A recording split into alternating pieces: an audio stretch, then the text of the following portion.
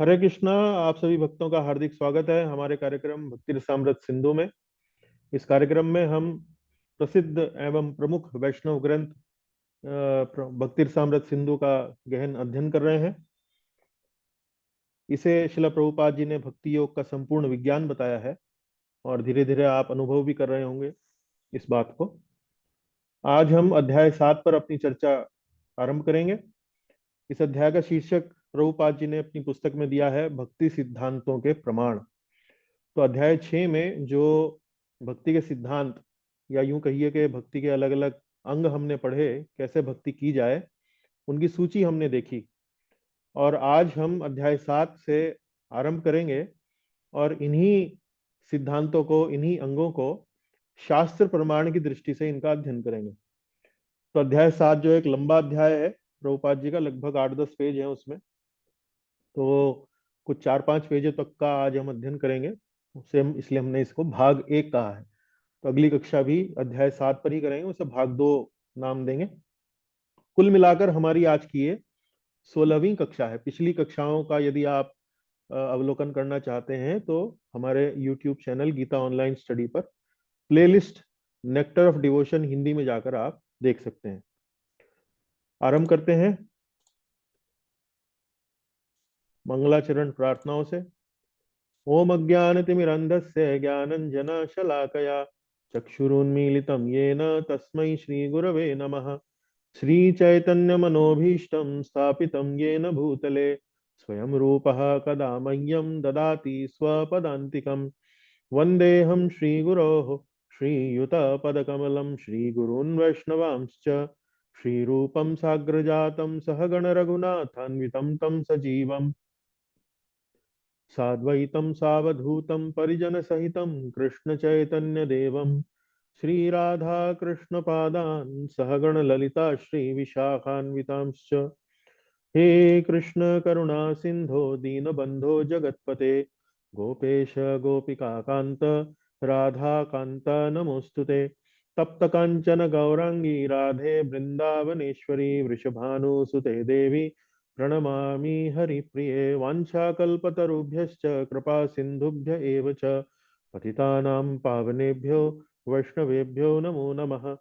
जय श्री कृष्ण चैतन्य प्रभु नित्यानंद श्री अद्वैत गदाधर श्रीवासादि गौर भक्त वृंद। हरे कृष्ण कृष्ण कृष्ण हरे हरे, हरे राम राम राम हरे हरे। पुनः आप सभी भक्तों का एक बार फिर से स्वागत। सारांश देखेंगे पिछली कक्षा का, 15वीं कक्षा का। इस कक्षा का शीर्षक था भक्ति कैसे की जाए। तो भक्ति कैसे की जाए का अर्थ ये है कि अभी तक तो हम भक्ति के बारे में कुछ उसके जो तत्व हैं, उसके जो कॉन्सेप्ट्स हैं, एक विज्ञान के विषय के रूप में उसको पढ़ रहे थे। भक्ति के क्या लाभ हैं, भक्ति के क्या विशेषताएं हैं, भक्ति कितने प्रकार की होती है, सबकी अलग अलग परिभाषाएं हमने देखी। तो ये सब गहराई से हमने इन सब का अध्ययन किया। लेकिन अब जो अध्याय शुरू हो रहे हैं भक्ति रसामृत सिंधु ग्रंथ के, उसमें इस बात को बताया जाएगा रूप गोस्वामी जी व्यवहारिक रूप से भक्ति को अपने दैनिक जीवन में दिन प्रतिदिन कैसे किया जाए, कैसे वो क्रियाकलापों को आप अपने जीवन में उतारें, उनसे संबंधित कौन सी गहराई है, बारीकियां हैं, वो सब हम अब अध्ययन कर रहे हैं। तो अध्याय 6 में हमने मुख्य रूप से रूप गोस्वामी जी ने 64 अंगों की संस्तुति की है। 64 अंग बताए हैं उन्होंने भक्ति करने के। अब ये 64 अंग वास्तव में कहाँ से आए हैं? ये सारे के सारे अंग हरि भक्ति विलास नामक ग्रंथ से लिए गए हैं, जिसमें न जाने बहुत सारे एक तरह से इस प्रकार के भक्ति के अंग लिखे गए हैं। किसने लिखे हैं ये? रूप गोस्वामी जी के जो गुरु हैं या बड़े भाई सनातन गोस्वामी जी ने पुस्तक लिखी है। तो उसी में से 64 जो तो कुछ प्रमुख अंग थे, उसकी सूची उन्होंने यहाँ पर अध्याय 6 में दी है। तो इस चर्चा में आरंभ में हमने आपको बताया कि 64 अंगों में कुछ अंग ऐसे हैं जिनके उप अंग भी हैं। उप अंग मतलब जैसे हमने उदाहरण दिया था अर्चना का। अर्चना में वास्तव में ये अपने आप में एक अंग है, लेकिन उसके अलग अलग अंग भी हैं। जैसे अर्चना में आप बर्तन धोते हैं, बर्तन तैयार करते हैं, पूजा की थाली, आरती की थाली तैयार करते हैं, अलग अलग सामग्री जुटाते हैं, स्वयं स्नान करते हैं, तिलक लगाकर तैयार होते हैं, धोती कुर्ता पहनकर अपने पूजा के कमरे को, पूजा के स्थान को साफ करते हैं, फिर आप आरती करते हैं। इस प्रकार से एक अंग के कई अंग हो गए, उप अंग। और कुछ अंग ऐसे हैं जिनके कोई उप अंग नहीं है, वो अपने आप में ही एकमात्र अंग है। तो उसका उदाहरण हमने देखा कि जैसे कभी मंदिर में कोई भगवान का कोई जुलूस या भगवान की कोई शोभा यात्रा अगर निकल रही है, तो जब वो शोभा यात्रा निकलती है तो उसके पीछे पीछे चलना, या भगवान मंदिर में प्रवेश कर रहे हैं तो खड़े हो जाना, तो ये उदाहरण है कि जिनमें एक ही अंग होता है, इसका और कोई अलग से उप अंग नहीं होता है। फिर हमने इन 64 अंगों में से पहले 10 अंग देखे। ये 10 अंग जो है ये अनिवार्य है, ये अनिवार्य है, मतलब इनका रिप्लेसमेंट नहीं है, इन्हें करना ही करना है। तो ये अंग अवश्य किए जाने चाहिए। उसके बाद फिर हमने अगले 10 अंग देखे। ये अगले 10 अंग जो है ये निषेधात्मक है। निषेधात्मक मतलब कि भाई ये चीज मत करो, ये चीज मत करो, ये चीज से बचो, इस चीज से बचो, इस प्रकार से निषेधात्मक है, अर्थात हमें इन सब बातों से बचना चाहिए। और पहले जो 10 अंग हैं वो वास्तव में विधि हैं, उनको करना है, वो नियम के रूप में हमें करना है। फिर इन 20 में से प्रथम 3 अंग ऐसे हैं जो सर्वाधिक महत्वपूर्ण हैं। एक तरह से रूप गोस्वामी जी कहते हैं कि ये 3 अंग जो है वो भक्ति का प्रवेश द्वार है। प्रवेश द्वार है मतलब भक्ति में यदि आपको प्रवेश करना है तो इन 3 अंगों को आपको करना ही होगा, उसके बिना कोई उसका उपाय नहीं है। तो ये 3 अंग कौन से हैं? गुरुपादाश्रय, कृष्ण दीक्षादि शिक्षणम, विश्रम्भेण गुरोह सेवा। तो गुरुपादाश्रय, किसी गुरु के चरणों की, चरण कमलों की शरण लेना। कृष्ण दीक्षा आदि शिक्षणम, उसी गुरु से दीक्षा लेना और फिर उनसे शिक्षा लेना। विश्रम्भेण गुरु सेवा मतलब उन गुरु की सेवा में लगना, सेवा में संलग्न होना, विश्रम्भेण गुरु सेवा। फिर अन्य 64 अंगों का वर्णन किया है। तो 20 अंग तो हमने बता ही दिए यहाँ पर, तो उनकी सूची हमने दी थी पिछली कक्षा में, तो उसको दोहराएंगे नहीं। अन्य 44 अंग, उनका फिर वर्णन किया गया कि अन्य 44 अंग की सूची में कौन कौन से अंग हैं। तो ये इन 44 अंगों में जो अंतिम 5 अंग हैं, यानी कि 60वां, 61वां, 62वां, 63वां और 64वां, 60 से लेकर 64वें अंग तक, ये वास्तव में सूची में पहले दिए जा चुके हैं, लेकिन बाद में इनका दोबारा उल्लेख किया है। क्यों? इसलिए कि ये अन्य अंगों से श्रेष्ठ हैं। अन्य अंग कौन से? जो 44 अंग की चर्चा हम कर रहे हैं, उन 44 अंगों में ये जो 5 अंग हैं ये श्रेष्ठ हैं। तो अगर वो चारे सारे के सारे 44 आप किसी कारण से नहीं कर पा रहे हैं, तो इन 44 में से कम 5 अंग आप अपने जीवन में उतारें, तो सर्वाधिक लाभ आप ले सकते हैं। ये 5 अंग कौन से हैं? विग्रह सेवा। विग्रह सेवा मतलब भगवान के चित्र की, भगवान की मूर्तियों की आरती सेवा, उनको वस्त्र पहनाना, उनका एक प्रकार से अभिषेक इत्यादि करना, तो उनकी सेवा, उन्हें भोग लगाना नित्य प्रति। भागवत श्रवण। भागवत श्रवण मतलब श्रीमद् भागवत का श्रवण। भागवत जो है प्रमुख वैष्णव ग्रंथ है, और यदि अवसर मिला तो भक्ति साम्राज्य सिंधु के बाद आपको श्रीमद् भागवत का अध्ययन भी कराने का प्रयास करेंगे। तो भागवत श्रवण। फिर तीसरा है वैष्णव संग।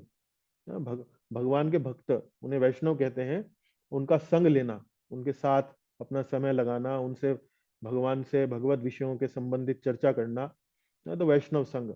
नाम संकीर्तन, भगवान के नामों का जप करना, भगवान के नामों का कीर्तन करना, ये नाम संकीर्तन के अंतर्गत आता है। भगवान के नामों का संकीर्तन में वैसे गुण, उनके गुणों का कीर्तन, उनके नाम का कीर्तन, उनकी लीलाओं का श्रवण, उनकी लीलाओं का गुणगान, ये सब नाम संकीर्तन में आता है।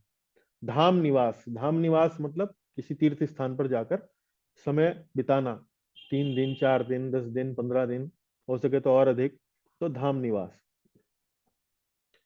आगे अब हम इन्हीं सभी अंगों का शास्त्रों से प्रमाण देंगे। रूप गोस्वामी जी कोई भी बात जो है वो बिना प्रमाण दिए नहीं करते हैं, तो शास्त्रों से प्रमाण अभी इन सभी अंगों का दिया जाएगा रूप गोस्वामी जी द्वारा।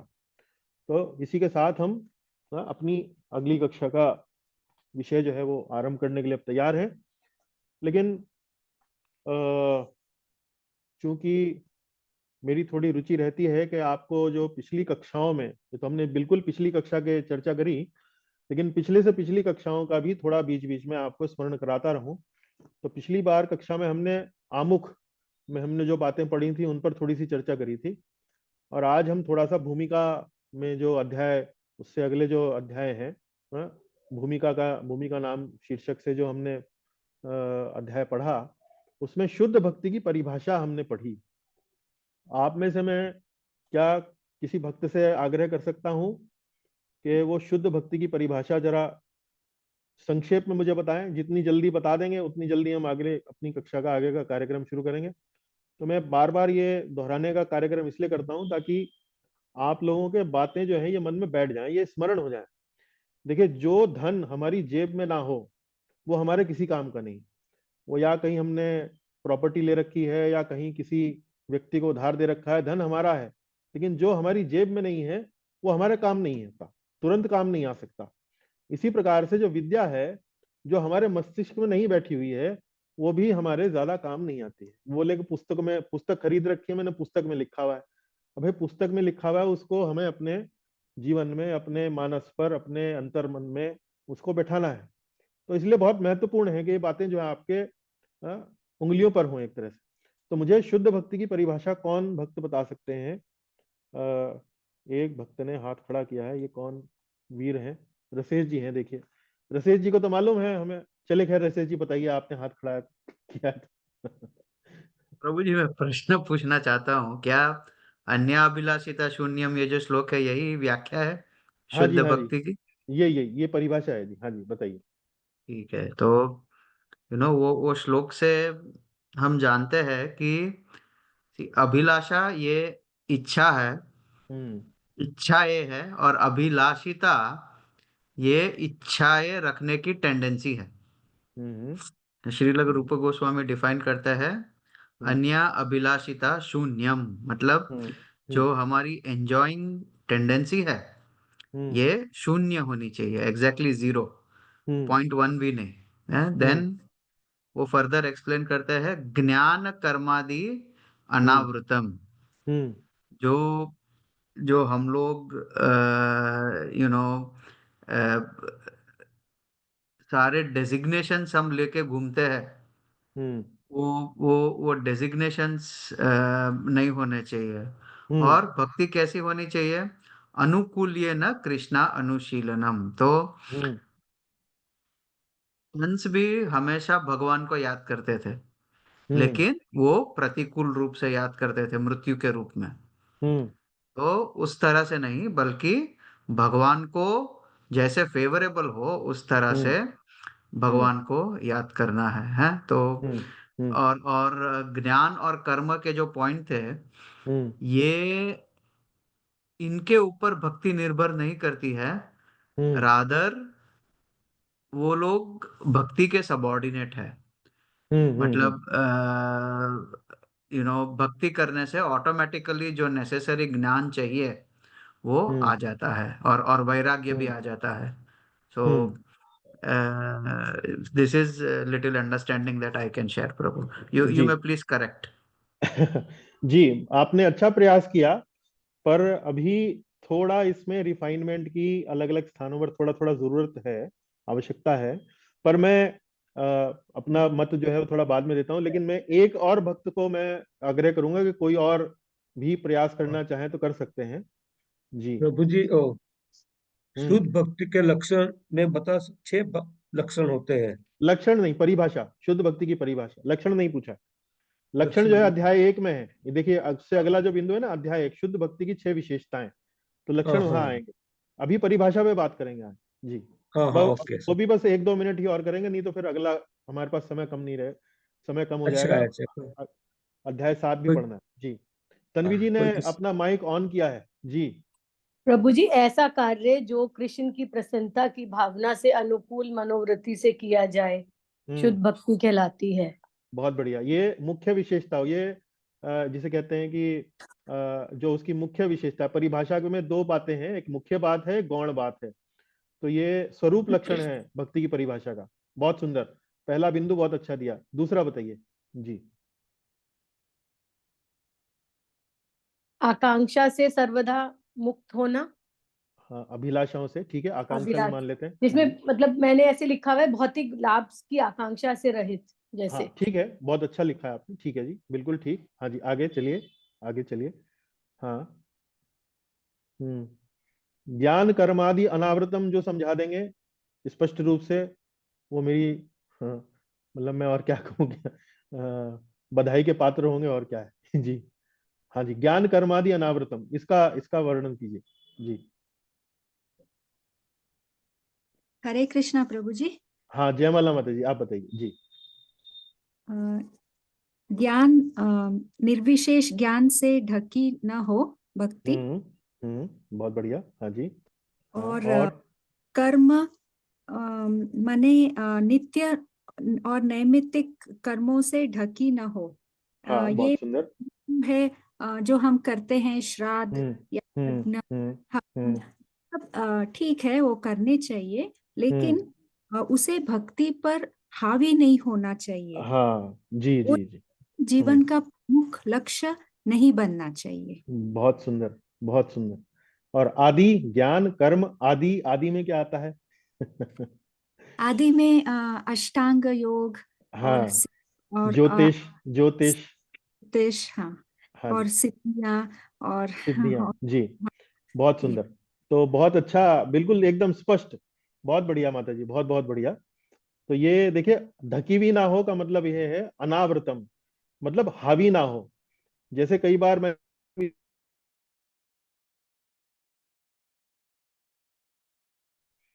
लेकिन अगर वो पढ़ाई लिखाई के साथ साथ अगर वो और अन्य गतिविधियों में, मान लीजिए किसी और खेल कूद में लग जाए, तो फिर वो उसकी पढ़ाई लिखाई के ऊपर खेल कूद जो है वो हावी होने लगता है। तो मुख्य लक्ष्य जो उसका अध्ययन करना है, पढ़ाई लिखाई करना है, वो पीछे चला जाता है, लेकिन कुछ दूसरी बातें जो हैं वो हावी होने लगती हैं। इसी प्रकार से भक्ति करने में यदि ज्ञान, निर्विशेष ज्ञान मतलब निर्विशेष ब्रह्म का ज्ञान या मुक्ति इत्यादि के चक्कर में पड़ जाए और भक्ति जो है पीछे छूट जाए, तो उसे हावी होना कहेंगे। और इसी तरह से कर्म जो है, सकाम कर्म हुए, नित्य नैमित्तिक कर्म हुए, ये यदि हावी होना शुरू हो जाए तो भक्ति पीछे चली जाएगी। तो ये शुद्ध भक्ति की परिभाषा है। ये सब जो छोटी छोटी बातें हमने बताई हैं, उससे भूमिका पर जो हमने प्रवचन दिया है उसे दोबारा सुने, लेकिन इसको, इन सब बातों को अपने मन में बिठाएं। इसको ऐसे नहीं रहने दें कि जी हमने सुन लिया था और हमारा काम खत्म। वो काम खत्म नहीं हुआ है, वो काम शुरू हुआ है। तो उसको इस तरह से लेकर चलें। तो बहुत बहुत धन्यवाद रसेश जी, तन्वी जी और जयमला माता जी। आशा है अन्य भक्तों को भी प्रेरणा रही होगी। तो अगली बार अध्याय 1 से बात करेंगे, कृपया तैयार करके आइएगा। चलिए, अब हम चलते हैं अगले पड़ाव पर।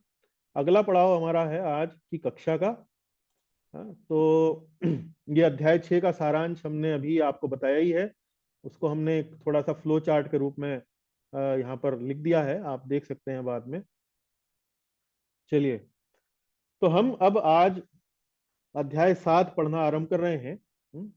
अध्याय 7 के आरंभ में वास्तव में रूप गोस्वामी जी अब क्या करने वाले हैं? रूप गोस्वामी जी अब हमें जो भक्ति के अंग अभी हमने पढ़े, 64 अंग, उनका शास्त्रों से प्रमाण देने वाले हैं। तो शास्त्रों का प्रमाण देने से पहले वो 96 वाला जो श्लोक है, श्लोक संख्या 96, 96, वहां पर एक श्लोक, इसमें एक पंक्ति है उसके अंदर। उस पंक्ति में वे इस बात को कहते हैं, मैं एक मिनट खोल के आपको पढ़ के बताता हूं। श्लोक संख्या 96 में, अथ आर्षा, अथ आर्ष अनुमते नैश्याम उदाहरणम ईर्यते। इसका अर्थ ये हुआ कि now examples of each item will be cited according to traditional authority.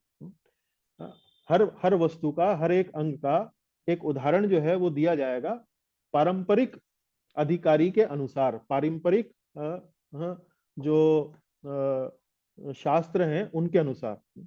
तो आर्ष मत, तो यहाँ पर इस संस्कृत के श्लोक में उन्होंने एक शब्द का प्रयोग किया है, आर्ष मत। तो आर्ष मत मतलब होता है वैदिक साहित्य के अनुसार। वैदिक साहित्य के अनुसार। देखिए, बिंदु थोड़ा ये सूक्ष्म है, लेकिन समझना बहुत आवश्यक है। रूप गोस्वामी जी यहाँ ये नहीं कह रहे हैं मेरे गुरु के अनुसार। रूप गोस्वामी जी यहाँ ये नहीं कह रहे हैं मेरे गुरु के अनुसार। वो ये कह सकते थे कि मेरे गुरु सनातन गोस्वामी हैं, सनातन गोस्वामी ने मुझे ये सिखाया है और यही बात मैं आपको बता रहा हूं। तो ये बात वो नहीं कह रहे हैं कि मेरे गुरु के अनुसार। और इसकी थोड़ी और बारीकी जो है वो आप अगले आगे जो कक्षा है उसमें थोड़ा देखेंगे, जब हम साधु वर्तमानु वर्तने उस पर जब हम चर्चा करेंगे। तो सर्वाधिक महत्वपूर्ण प्रमाण कौन सा है? सर्वाधिक महत्वपूर्ण प्रमाण है शास्त्र। देखिए 3 प्रमाण जो है सामान्य रूप से दिए जा सकते हैं। गुरु ने कहा वो आप बोल सकते हैं, किसी साधु ने कहा, पूर्ववर्ती आचार्य ने किसी ने कहा, या समकालीन किसी साधु ने कहा, वो भी आप बता सकते हैं। लेकिन गुरु, साधु और शास्त्र, इन तीनों में यदि सर्वाधिक महत्वपूर्ण प्रमाण कोई है तो वह है शास्त्र। गुरु से भी ऊपर और पूर्ववर्ती आचार्य या पूर्ववर्ती या समकालीन साधुओं से भी ऊपर यदि कोई प्रमाण है तो उसे शास्त्र कहा जाता है। तो इसीलिए शास्त्र सर्वत्र माने जाने वाला प्रमाण है। शास्त्र सर्वत्र माने जाने वाला प्रमाण है। इसका जो विशेष रूप से जो वैष्णव संगतियां होती हैं, वैष्णव जो चर्चाएं होती हैं, परिचर्चाएं जो होती हैं, उनमें यदि कोई व्यक्ति अपनी बात कहना चाहता है तो तुरंत उसे शास्त्र से प्रमाण देकर उस पर चर्चा करनी चाहिए। ऐसा कहना कई बार ठीक हो सकता है कि जी मेरे गुरु ने कहा है, या किसी वर्तमान में साधु ने कहा है, या किसी पूर्ववर्ती आचार्य ने कहा है। लेकिन आचार्य शैली क्या है? आचार्य शैली है वैदिक वांग्मय से उद्धृत करना। तो ये बहुत महत्वपूर्ण बात है, ये हमें सबको जानना चाहिए। इस पर हमें थोड़ा मनन करना चाहिए कि ऐसा क्यों है, क्योंकि वास्तव में गुरु भी वही बात बोलते हैं जो शास्त्र में लिखी है। तो शास्त्र को ही यदि आप सीधा प्रत्यक्ष रूप से यदि आप उसका उद्धरण करते हैं, उद्धृत करते हैं, तो उससे अच्छा प्रमाण और कोई नहीं हो सकता है। इसी बात को समर्थन में अब हम श्रील प्रभुपाद जी ने श्रीमद् भागवतम पर एक व्याख्यान, एक प्रवचन दिया था 1971 में, तो उसको थोड़ा हम पढ़ना चाहेंगे। तो मैं आग्रह करूंगा निधि माता जी से, कृपया यहाँ से जरा एक बार पढ़ें ध्यान से जी। कभी कभी हम तर्क देते हैं, किसी ने ऐसा कहा है, कोई महात्मा ऐसा कहता है, यह कोई बहुत अच्छा तर्क नहीं है। अच्छा तर्क वह होता है जो आप वैदिक साहित्य से उद्धृत करें। ऐसा तर्क सर्वश्रेष्ठ है। वेद प्रमाण, श्रुति प्रमाण अधिकृत आध्यात्मवादियों के बीच स्वीकार्य होता है। चैतन्य महाप्रभु की भांति आचार्यगण जब किसी भी अधिकृत पुस्तक पर टीका लिखते हैं तो वे अपनी टीका के समर्थन में वेदों से उद्धरण देते हैं। व्यक्तिगत टिप्पणी के कोई मायने नहीं। यदि मैं अपने व्यक्तिगत दृष्टिकोण के आधार पर किसी वैदिक साहित्य पर टीका करता हूँ तो ऐसी टीका व्यर्थ है, उस टीका का कोई अर्थ नहीं। किंतु आजकल यह सब कुछ चल रहा है, ओह इस व्यक्ति ने ऐसा कहा, उस व्यक्ति ने वैसा कहा। हाँ, देखिए बड़ा स्पष्ट प्रभुपाद जी यहाँ पर अपने व्याख्यान में, अपने प्रवचन में इस बात को स्थापित कर रहे हैं कि व्यक्तिगत टिप्पणियों का उद्धरण देने से कोई मायने नहीं है। हमें वास्तव में वैदिक साहित्य को यदि हम उद्धृत करते हैं तो उससे अच्छा प्रमाण और कोई हो नहीं सकता। इसी बात को आप बहुत अच्छे से समझें और देखें कि कैसे श्रील रूप गोस्वामी जी ने प्रत्येक जो 64 अंग हैं, हर अंग के समर्थन में, जो उन्होंने बात पिछली सूची में हमने देखा, पिछली कक्षा में जो सूची पढ़ी, तो हर एक अंग के समर्थन में अब वो प्रमाण देकर अपनी बात को स्थापित करेंगे। तो देखिए, तो सबसे पहला अंग है गुरु पादाश्रय। गुरु पादाश्रय, इस बात की चर्चा जो है आपको भक्ति साम्राट सिंधु पुस्तक जो प्रभुपाद जी द्वारा लिखित है उसके अनुच्छेद 1 और 2 में आप इसको देख सकते हैं। ये वास्तव में आप पृष्ठ संख्या 57 पेज नंबर पर ये जो बातें हम यहाँ स्लाइड में देख रहे हैं वहां पर लिखी हुई हैं। पर आज मैंने यहाँ पर वास्तव में मूल जो भक्ति रसामृत सिंधु है, जो रूप गोस्वामी जी ने मूल जो श्लोक हैं जो शास्त्रों से उद्धृत किए हैं, उन्हीं को ही मैं यहाँ पर आपके सामने प्रस्तुत कर रहा हूं। तो देखिए, प्रामाणिक गुरु की शरण ग्रहण करना, गुरु पादाश्रय, ये 97 श्लोक है, श्लोक संख्या 97। तस्मात् गुरुं प्रपद्येत जिज्ञासुः श्रेय उत्तमम् शाब्दे परे च निष्णातं ब्रह्मण्य उपशमाश्रयम् शाब्दे परे च निष्णातं ब्रह्मण्य उपशमाश्रयम्। तो ये श्लोक उन्होंने कहाँ से लिया है? श्रीमद् भागवत के 11वें स्कंद के 3रे अध्याय से उन्होंने ये श्लोक लिया है। अब हम देखेंगे प्रत्येक पंक्ति का अर्थ। तस्माद् गुरुं प्रपद्येत जिज्ञासुः श्रेय उत्तमम्। अतः जो व्यक्ति गंभीरता से वास्तविक सुख की कामना करता है, वास्तविक सुख की कामना मतलब श्रेय उत्तमम, वास्तविक सुख, उत्तमम मतलब सर्वश्रेष्ठ सुख। जो व्यक्ति गंभीरता से वास्तविक सुख की कामना करता है उसे एक ऐसे आध्यात्मिक गुरु के पास जाना चाहिए। तस्माद् गुरुं प्रपद्येत, प्रपद्येत मतलब शरणागति लेना, शरण लेना। गुरु का मतलब गुरु, आध्यात्मिक गुरु। तस्माद् मतलब देयरफॉर, अतः। तो जो व्यक्ति श्रेय उत्तमम, वास्तविक सुख की कामना करता है या श्रेष्ठ सुख की कामना करता है अपने जीवन में, उसे ऐसे आध्यात्मिक गुरु के पास जाना चाहिए। अब उस आध्यात्मिक गुरु की विशेषताएं क्या है? शाब्दे परे च निष्णातम। शाब्दे, शाब्दे मतलब शब्द ब्रह्मन, परे मतलब पर ब्रह्मन। शाब्दे परे च निष्णातम, निष्णातम मतलब निपुण, एक्सपर्ट, एक्सपर्ट। तो जो भक्ति के शास्त्रों में निपुण हो, शाब्दे शब्द ब्रह्मन, शब्द ब्रह्मन मतलब भक्ति के शास्त्र, जो भक्ति के शास्त्रों में निपुण हो। परे यानी कि पर ब्रह्मन, भगवत, पर ब्रह्मन का अर्थ हुआ भगवत श्रवण व कीर्तन में कुशल हो या निपुण हो।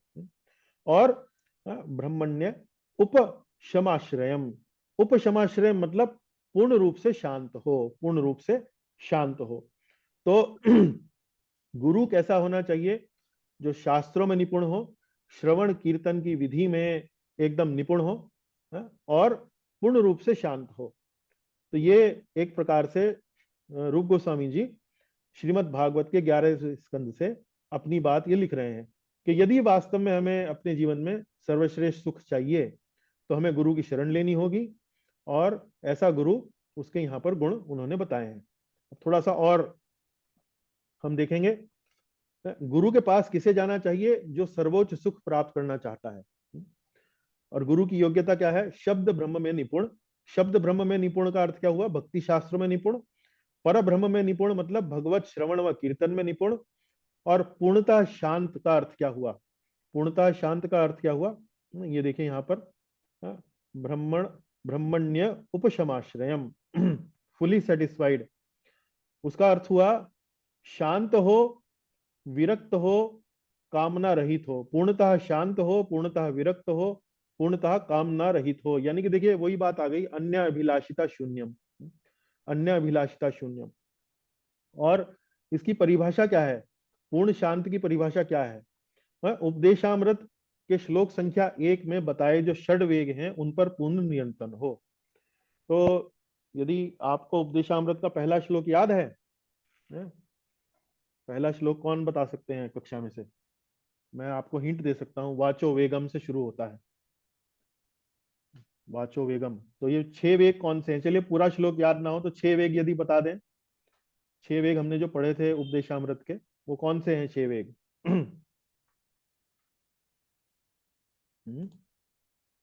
वाचो वेगम, मनसः क्रोधो वेगम। हाँ रसेश प्रभु बताइए। वाचो वेगम, मनस क्रोध वेगम, जिह्वा वेगम, उदर प्रस्थ वेगम। हाँ जी, बहुत एतान बढ़िया। वेगान जो विषये च धीरात् सर्वां प्रतिमां तो पृथ्वी शिष्य बना सशिष्याम, सकते हैं। पृथ्वीम सशिष्याम जी, सर्वामपि माम पृथ्वीम सशिष्याम। तो ये वास्तव में ये पहला ही जो श्लोक है उपदेशामृत का, उसमें 6 वेग बताए गए। वाचो वेगम मतलब वाणी का वेग, मनसा वेगम मतलब मन का वेग, क्रोधो वेगम क्रोध का वेग, जिह्वा वेगम जीभ का वेग, उदर वेगम पेट का वेग, और उपस्थ वेगम मतलब जननेंद्रियों का वेग।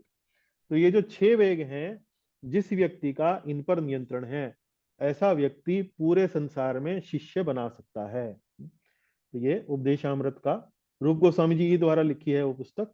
तो उपदेशामृत में बताया गया ये जो षडवेग हैं इन पर पूर्ण नियंत्रण हो, तो ये गुरु की योग्यता है। शब्द ब्रह्म में निपुण, पर ब्रह्म में निपुण, पूर्णतः शांत। अब शब्द ब्रह्म क्या होता है? शब्द ब्रह्म क्या होता है? जैसे कई बार हमारी ये इच्छा होती है कि कि हम भगवान के शरीर को हाथ लगाएं या भगवान के शरीर का स्पर्श करें। तो यदि जब भी कभी आपकी ऐसी इच्छा हो तो आप भगवत गीता खोलें और उनके श्लोकों, जो श्लोक लिखे हुए हैं हाथ साफ सुथरे करके, उन श्लोकों पर अपना यदि आप हाथ फेरते हैं तो ऐसा ही है कि जैसे आप भगवान के शरीर पर हाथ फेर रहे हैं, भगवान के शरीर को ही सहला रहे हैं। तो शब्द ब्रह्म, शब्द ब्रह्म मतलब भगवान का संदेश, भगवान की वाणी भगवान से अभिन्न है। ये देखिए यहाँ स्पष्ट रूप से लिखा है श्रीमद् भागवतम में, शाब्दे परे च निष्णातम ब्रह्मण्य उपशमाश्रय। तो ये एक तरह से गुरु पादाश्रय। अब हम चलते हैं अंग संख्या 2 पर। श्री कृष्ण दीक्षादि शिक्षणम। श्री कृष्ण दीक्षादि शिक्षणम। देखिए ध्यान रखिए कि ये जो पहले, दूसरे और तीसरे अंग हैं, ये वास्तव में भक्ति में प्रवेश करने के द्वार हैं, भक्ति में प्रवेश करने के द्वार हैं। तो श्री कृष्ण दीक्षा आदि शिक्षणम, तो गुरु का पादाश्रय लेने के बाद उस गुरु से दीक्षा हमको लेनी है और फिर उस गुरु से ही हमें शिक्षा लेनी है, भगवान से संबंधित विषयों की शिक्षा। तो ये देखिए श्री कृष्ण दीक्षादि शिक्षणम। हमारी जो कक्षाएं हो रही हैं जिसमें हम आपको ये सब बातें बता रहे हैं, ये भी वास्तव में श्री कृष्ण शिक्षा का ही एक तरह से भाग है। तो वही गंभीरता से हम जितना अधिक पढ़ेंगे तो उतना ही अच्छा हमारा भक्ति का अभ्यास होगा। देखिए अब यहाँ श्लोक क्या है, ये श्लोक कहां से लिया है? ये भी श्रीमद् भागवत के 11वें स्कंद से। तो पिछला श्लोक 21वां श्लोक था, देखिए 21वां श्लोक था ये, जो अंग संख्या 1 में हमने पढ़ा, और ये उससे अगला श्लोक है, 22वां श्लोक है। तो ये क्या कहता है श्लोक? तत्र भागवतान् धर्मान् शिक्षेत गुरुवात्म दैवताः अमायया अनुवृत्त्या यस्तुष्येदात्मात्म दोहरीः यस्तुष्येदात्मात्म दोहरीः। देखिए अलग अलग पढ़ेंगे इसको। तत्र भागवतान् धर्मान् शिक्षेद, तत्र भागवतान् धर्मान् शिक्षेद, भागवत धर्म की शिक्षा प्राप्त करने हेतु गुरु की शरण लेना। तत्र भागवतान् धर्मान् शिक्षेद, तत्र मतलब गुरु का पादाश्रय लेने के बाद, गुरु के चरण कमल स्वीकार करने के बाद, तत्र उसके बाद भागवतान् धर्मान् शिक्षेद, भागवत धर्म की शिक्षा लेना, उसके लिए हमें गुरु की शरण लेना। फिर गुरुवात्म दैवतः, गुरु आत्म दैवतः। अब ये गुरु कौन है? ये गुरु वास्तव में गुरु के प्रति हमारा व्यवहार कैसा हो, हमारा दृष्टिकोण कैसा हो। ये गुरु जो है वो आत्म मतलब वो बिल्कुल ऐसे ही उनसे व्यवहार करना चाहिए जैसे हम अपने साथ व्यवहार करते हैं, जैसे उनको बिल्कुल अपने समान मानना चाहिए, अपने स्वयं जैसे आत्मा मानना चाहिए। अर्थात इसका अर्थ क्या हुआ? गुरु हमें प्राणों के समान प्रिय हो, गुरु को बिल्कुल अपना, जैसे बोलते ना, आप तो बस मेरे जीवन है, आप तो मेरे प्राण हैं, जैसे बोलते ना कई बार। तो गुरु हमें प्राणों के समान प्रिय हो, गुरु आत्म, और दैवतः, दैवता मतलब और अर्चा विग्रहों के समान पूजनीय हो, अर्चा विग्रहों के समान पूजनीय हो। जैसे आप मंदिर में अर्चा विग्रहों के प्रति आदर भाव रखते हैं, तो वैसा ही आदर भाव आपको अपने गुरुदेव के लिए रखना होगा। हमारे लिए प्राणों से भी अधिक प्रिय हो और अर्चा विग्रहों के समान पूजनीय हो। और अमायया अनुवृत्त्या, अनुवृत्त्या मतलब उनकी सेवा करना। तो शिष्य को चाहिए कि गुरु की पूर्ण निष्ठा से सेवा करें। अमायया, अमायया मतलब उस निष्ठा में कोई कमी ना रहे, कहीं कोई प्रपंच ना रहे, कहीं कोई दिखावा ना रहे। अमायया अनुवृत्त्या, शिष्य को चाहिए कि गुरु की पूर्ण निष्ठा से सेवा करे। यस्तुष्ये दात्म आत्म दोहरी। तुष्य मतलब जैसे आपने सुना होगा तुष्टिकरण या तुष्टि करना, तुष्टि करना मतलब संतुष्ट करना, उनको प्रसन्न करना। तो यस्तुष्येद यस्तुष्येद आत्मा आत्म दो हरि, इस प्रकार की गई सेवा से आत्मा भगवान भक्त से प्रसन्न होंगे। और आत्मदो मतलब भगवान जो है स्वयं भक्त को अर्पित हो जाएंगे, स्वयं भक्त को अर्पित हो जाएंगे। तो मतलब जैसे आपने सवेरे यदि इस्कॉन मंदिरों में यदि आप जाएं और वहां मंगल आरती में भाग लें, तो उसमें जो अंतिम जो प्रार्थना आती है, जो पद चलता है, यस्य प्रसादात भगवत प्रसादो, यस्य प्रसादान ना गति कुतो अपि। तो गुरु की प्रार्थना उसमें हम मुख्य रूप से करते हैं, गुरुवाष्टक बोलते हैं उसे। तो यस्य प्रसादात भगवत प्रसादो मतलब यदि आपने गुरु को प्रसन्न कर लिया तो इसका मतलब भगवान को प्रसन्न कर लिया। यस्य प्रसादान न गति कुतो अपि, और यदि गुरु अप्रसन्न हो जाए तो फिर कोई आपकी गति नहीं है, फिर आपके जीवन में कोई उपाय श्रेष्ठ शेष नहीं रह जाता है गुरु को अप्रसन्न करने के कारण। तो इस प्रकार की गई सेवा से भगवान भक्त से प्रसन्न होंगे। यस्य तुष्येद आत्म दो हरि, यस तुष्येद आत्म, और आत्म मतलब भगवान प्रसन्न होंगे, और आत्म दो हरि, और हरि जो है स्वयं को भक्त को अपना अर्पित करेंगे। मतलब भक्त जो है वो अपने हृदय में भगवान की अनुभूति कर सकते हैं, भगवत प्रेम की अनुभूति कर सकते हैं। आत्म दो हरि का मतलब क्या है? भगवान अपना प्रेम, जो वास्तव में बड़ा दुर्लभ है, हर किसी को नहीं मिल पाता है। तो भक्त जो है वो भक्त को भगवान का प्रेम जो है वो प्राप्त हो जाएगा। तो ये गुरु से दीक्षा एवं शिक्षा प्राप्त करना, इसका उदाहरण कहां से दिया रूप गोस्वामी जी ने? श्रीमद् भागवत के 11वें स्कंद से। चलिए अब तीसरे अंग पर आते हैं। विश्रम्भेण गुरुः सेवा, विश्रम्भेण गुरुः सेवा। तो इसका अर्थ क्या हुआ? श्रद्धा तथा विश्वास पूर्वक गुरु की सेवा करना। तो यहाँ हमने बीच बीच में देखें, यहाँ अनुच्छेद संख्या 5। तो अनुच्छेद संख्या 5 का मतलब क्या हुआ? ये इस अध्याय का 5वां पैराग्राफ है। तो अनुच्छेद संख्या 5 आपको ये पृष्ठ संख्या 58 पेज नंबर पर आपको ये पैराग्राफ मिल जाएगा। अब श्लोक पढ़ेंगे। आचार्यम माम विजानीयात् नावमन्येत कर्हिचित् नामर्त्य बुद्ध्या सूयेत् सर्वदेवमयो गुरुः सर्वदेवमयो गुरुः। आचार्यम माम विजानीयात्, विजानीयात् मतलब ये शब्द कहां से आया? जानना। जैसे हिंदी में हम बोलते हैं ना जानना। तो आचार्य को, ये श्लोक वास्तव में किसने बोला है? ये श्लोक बोला है भगवान श्री कृष्ण ने। तो आचार्यम माम विजानीयात्, जानना, जानियात मतलब जानना, माम मतलब भगवान श्री कृष्ण कह रहे हैं मेरे समान, और आचार्यम, आचार्य मतलब गुरु के लिए यहाँ पर आचार्य शब्द आया है। आचार्य को मेरे अर्थात श्री कृष्ण के समान ही जानो। तो इसका अर्थ क्या हुआ? इसका अर्थ ये हुआ, इसका अर्थ ये नहीं हुआ कि आचार्य जो हैं, जो आपके गुरु हैं, वो श्री कृष्ण ही हैं, ऐसा नहीं है। इसका अर्थ ये है श्री कृष्ण है और हमारे गुरुदेव हैं। दोनों में एक अलग अलग व्यक्तित्व हैं, अलग अलग लोग हैं।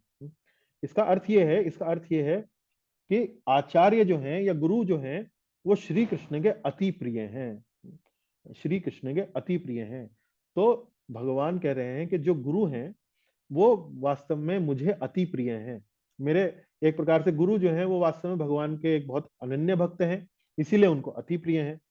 तो इसलिए यहाँ भगवान कह रहे हैं आचार्यम माम विजानीयात् ना अवमन्येत कर्हिचित्, ना अवमन्ये, अवमन्य मतलब अवमानना, अवमानना मतलब निरादर करना।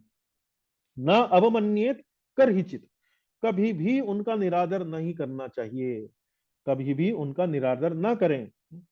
आचार्य को मेरे समान ही जाने, यानी कि वो उनके भगवान के अत्यंत प्रिय हैं और कभी उनका निरादर ना करें। देखिए जो हमारे गुरुजन होते हैं, जो एक वरिष्ठ वैष्णव होते हैं, उनके हृदय में भगवान रहते हैं। और यदि आप उनके पास जाते हैं तो ये कल्पना करके जाइए कि आप किसी ऐसे व्यक्ति के पास जा रहे हैं जिसने अपने हृदय में भगवान को बसा रखा है। भगवान उनके हृदय में रहते हैं। तो यदि आप उनका हृदय या उनका सम्मान करें या निरादर करें तो आप एक प्रकार से भगवान का निरादर कर रहे हैं। तो इस प्रकार से, इस दृष्टिकोण से हमें उनसे व्यवहार करना चाहिए। ना मर्त्य बुद्धिया असूयेत। मर्त्य बुद्धिया मतलब, मर्त्य मतलब उसे बोलते हैं जो सामान्य व्यक्ति होता है। आचार्य को कभी भी सामान्य व्यक्ति के समान ना देखें। ऐसे ना देखें कि भाई ये तो एक जैसे और कोई आदमी व्यक्ति से हम व्यवहार कर रहे हैं, ऐसे ये भी व्यक्ति है। एक सामान्य व्यक्ति के समान व्यवहार उसके साथ नहीं करना चाहिए। असूयेत, असूयत मतलब उनसे कभी भी ईर्ष्या नहीं करनी चाहिए। मान लीजिए गुरु जो हैं आपके बड़े प्रसिद्ध हैं, उनके बहुत अनुयायी हैं, तो शिष्य को इस प्रकार नहीं सोचना चाहिए कि इनके तो इतने सारे अनुयायी हैं, मेरे को तो कोई भी नहीं पूछता, मेरे पास तो कोई भी नहीं आता। तो ऐसा भाव नहीं रखना चाहिए। आचार्य को कभी भी सामान्य व्यक्ति के समान ना देखें और उनसे कभी ईर्ष्या ना करें। न असूयेत। सर्वदेव मयो गुरुहु। सर्वदेव मयो गुरुहु मतलब आचार्य को सभी देवताओं का प्रतिनिधि जानो। सर्वदेव, जितने भी कोटि कोटि देवी देवताएं हैं, देवी देवता हैं, उनका प्रतिनिधि है, उनके प्रतिनिधि हैं। तो इस तरह से विश्रम्भेण गुरोः सेवा, विश्रम्भेण गुरु सेवा, श्रद्धा तथा विश्वास पूर्वक गुरु की सेवा करना। तो श्रद्धा और विश्वास, तो यहाँ देखिए भगवान के समान ही जानना, उनका कभी निरादर ना करना, उनसे कभी ईर्ष्या ना करना, उनको देवी देवताओं के प्रतिनिधि के रूप में देखना। तो इससे एक श्रद्धा, एक आदर, एक सम्मान, एक विश्वास जो है वो गुरु के प्रति आता है। तो इसका श्लोक का तात्पर्य यही है कि हमें गुरु को भगवान के समान देखते हुए उनकी सेवा करनी चाहिए। चलिए अंग संख्या 4। अंग संख्या 4 में क्या है? साधु वर्तमा अनुवर्तनम। साधु वर्तमा अनुवर्तनम। वर्तमा का अर्थ क्या होता है? वर्तमा शब्द का अर्थ होता है पथ, मार्ग।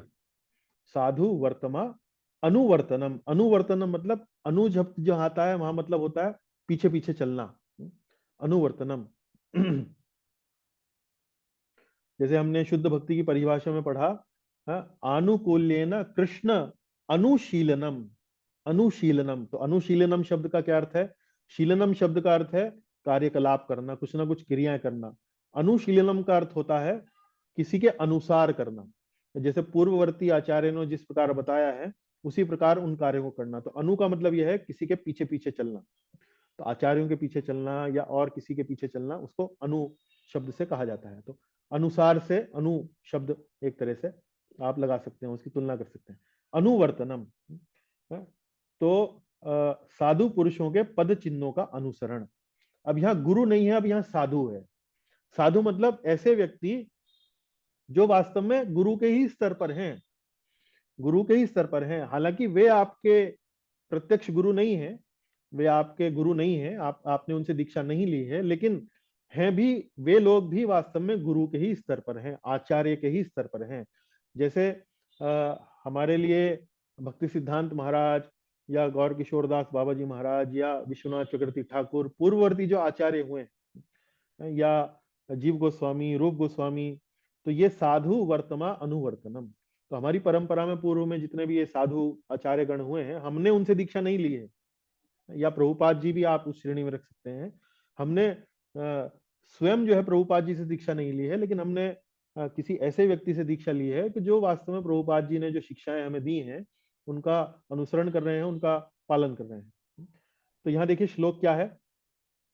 समृग्यः श्रेयसां हेतुः पंतः संताप वर्जिताः अनवाप्त श्रमं पूर्वे येन सन्तः प्रतस्थिरे। अनवाप्त श्रमं पूर्वे येन सन्तः प्रतस्थिरे। अर्थात समृग्यः श्रेयसां हेतुः, इस पथ का अनुसरण, इस पथ के अनुसरण से श्रेष्ठतम लाभ प्राप्त होता है।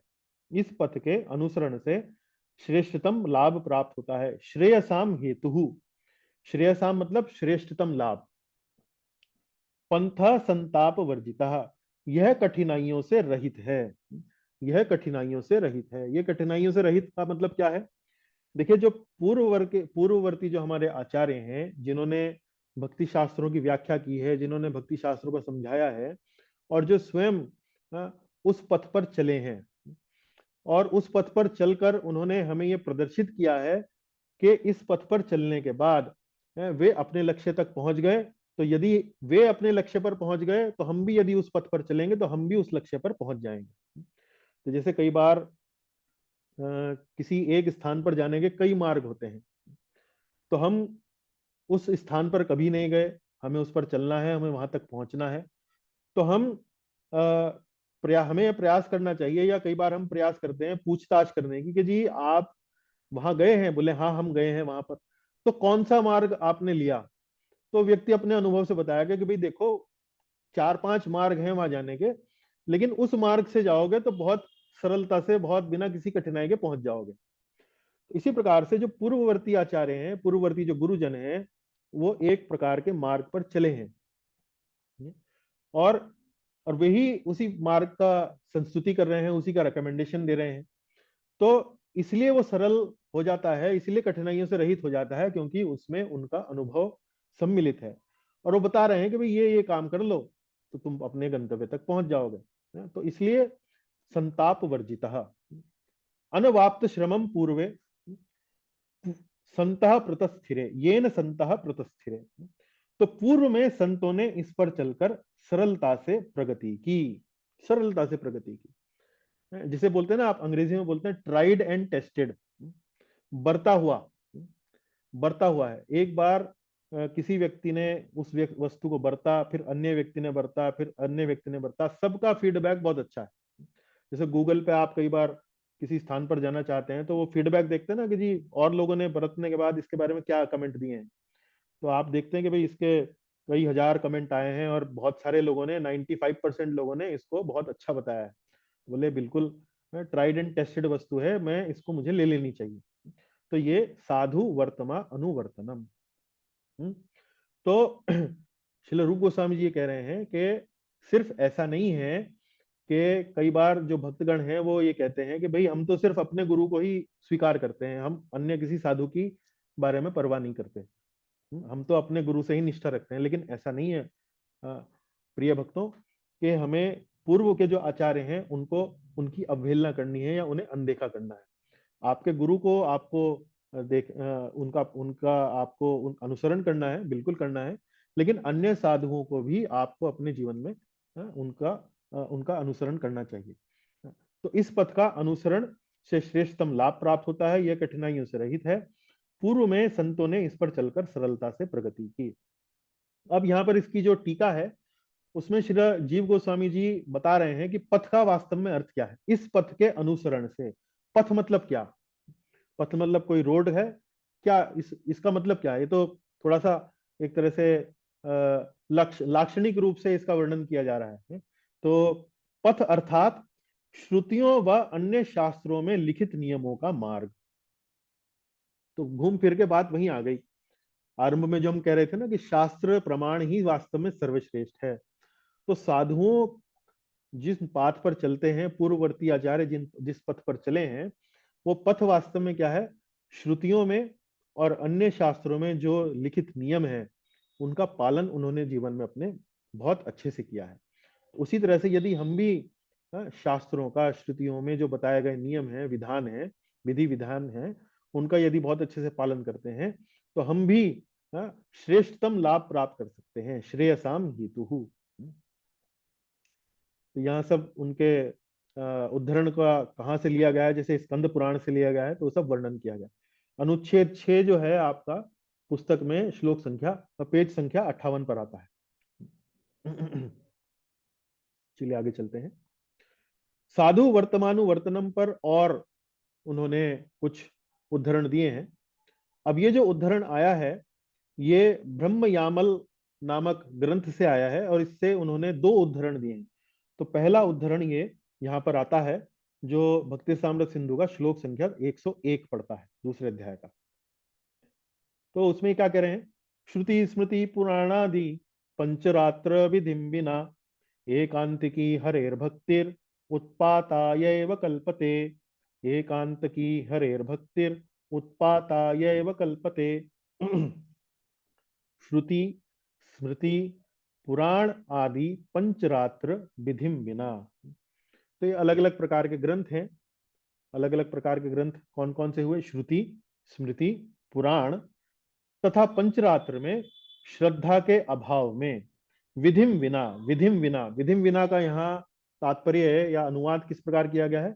श्रद्धा के अभाव में, या सामान्य भाषा में यदि इसको कहा जाए तो जो विधि विधान श्रुति स्मृति पुराण पंचरात्र आदि नामक ग्रंथों में दिए गए हैं, उन विधि विधानों का पालन किए बिना यदि कोई एकांत की हरेर भक्ति, यदि कोई हरि भक्ति पूर्ण निष्ठा से करता है, उत्पातायैव कल्पते, तो ऐसी भक्ति विघ्न ही प्रस्तुत करेगी।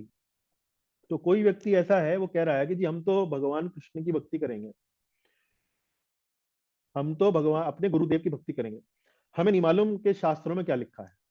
हमारी शास्त्र के विधि विधानों को पालन करने की कोई ऐसी निष्ठा नहीं है, जो हमारे गुरुजी ने बता दिया है, और जो हम तो बस भगवान की पूजा जो है हमारे जो गुरुजी ने जो बता दिया वो वैसे ही करेंगे। शास्त्र वगैरह को हम नहीं मानते जी, तो शास्त्र वगैरह को हम नहीं मानते। इस प्रकार का वर्णन जो व्यक्ति करते हैं, उनके लिए रूप गोस्वामी जी यहाँ क्या कह रहे हैं, या ब्रह्म यामल नामक ग्रंथ क्या कह रहा है? उत्पाताय एव कल्पते। ऐसे व्यक्ति की भक्ति जो है वो विघ्न ही प्रस्तुत करेगी, उसका कोई लाभ नहीं मिलने वाला है, उसका कोई लाभ नहीं मिलने वाला है। तो श्रुति स्मृति पुराण आदि पंचरात्र विधि विना, उसके विधि विधानों का पालन ना करने का अर्थ यहाँ क्या है? वो थोड़ी गूढ़ बात है, समझने का प्रयास कीजिए। विधि विधानों का पालन ना करने का मतलब ये नहीं है कि मान लीजिए कई बार कोई व्यक्ति किसी विधि विधान का पालन आलस्य के कारण नहीं कर पाता है, थक गया था, किसी कारण से उस दिन समय नहीं मिल पाया, देर हो गई, कुछ जरूरी काम आ गए, तो विधि विधान का पालन नहीं हुआ, आलस्य था या थकान थी या जो कुछ भी था। तो एक सिचुएशन ये हो सकती है, एक परिस्थिति ये हो सकती है। दूसरी परिस्थिति ये हो सकती है कि उस व्यक्ति को उसके बारे में पता ही नहीं है, अनभिज्ञ है, उसको जानकारी ही नहीं है कि इस प्रकार के विधि विधान भी बनाए गए हैं। तो ऐसी दोनों परिस्थितियों में वास्तव में ये जो विधिम विना है, ये इसका अर्थ ये नहीं निकलता है। विधिम विना का मतलब ये है कि शास्त्रों में श्रद्धा समाप्त हो जाना, इसीलिए यहां पर इसका अनुवाद किया गया श्रद्धा के अभाव में। तो यदि आपने आलस के कारण या थकान के कारण नहीं कर पाए तो कोई बात नहीं, उसका उपाय है अगले दिन बाद में कभी फिर से उसका विधि विधान का पालन कर लेना, या उसके बारे में फिर से जागरूक हो जाना, या उसके बारे में आप अनभिज्ञ थे इसलिए नहीं कर पाए, उसका भी उपाय है कि भाई आप उसको जान लें और फिर उस पर पालन कर लें।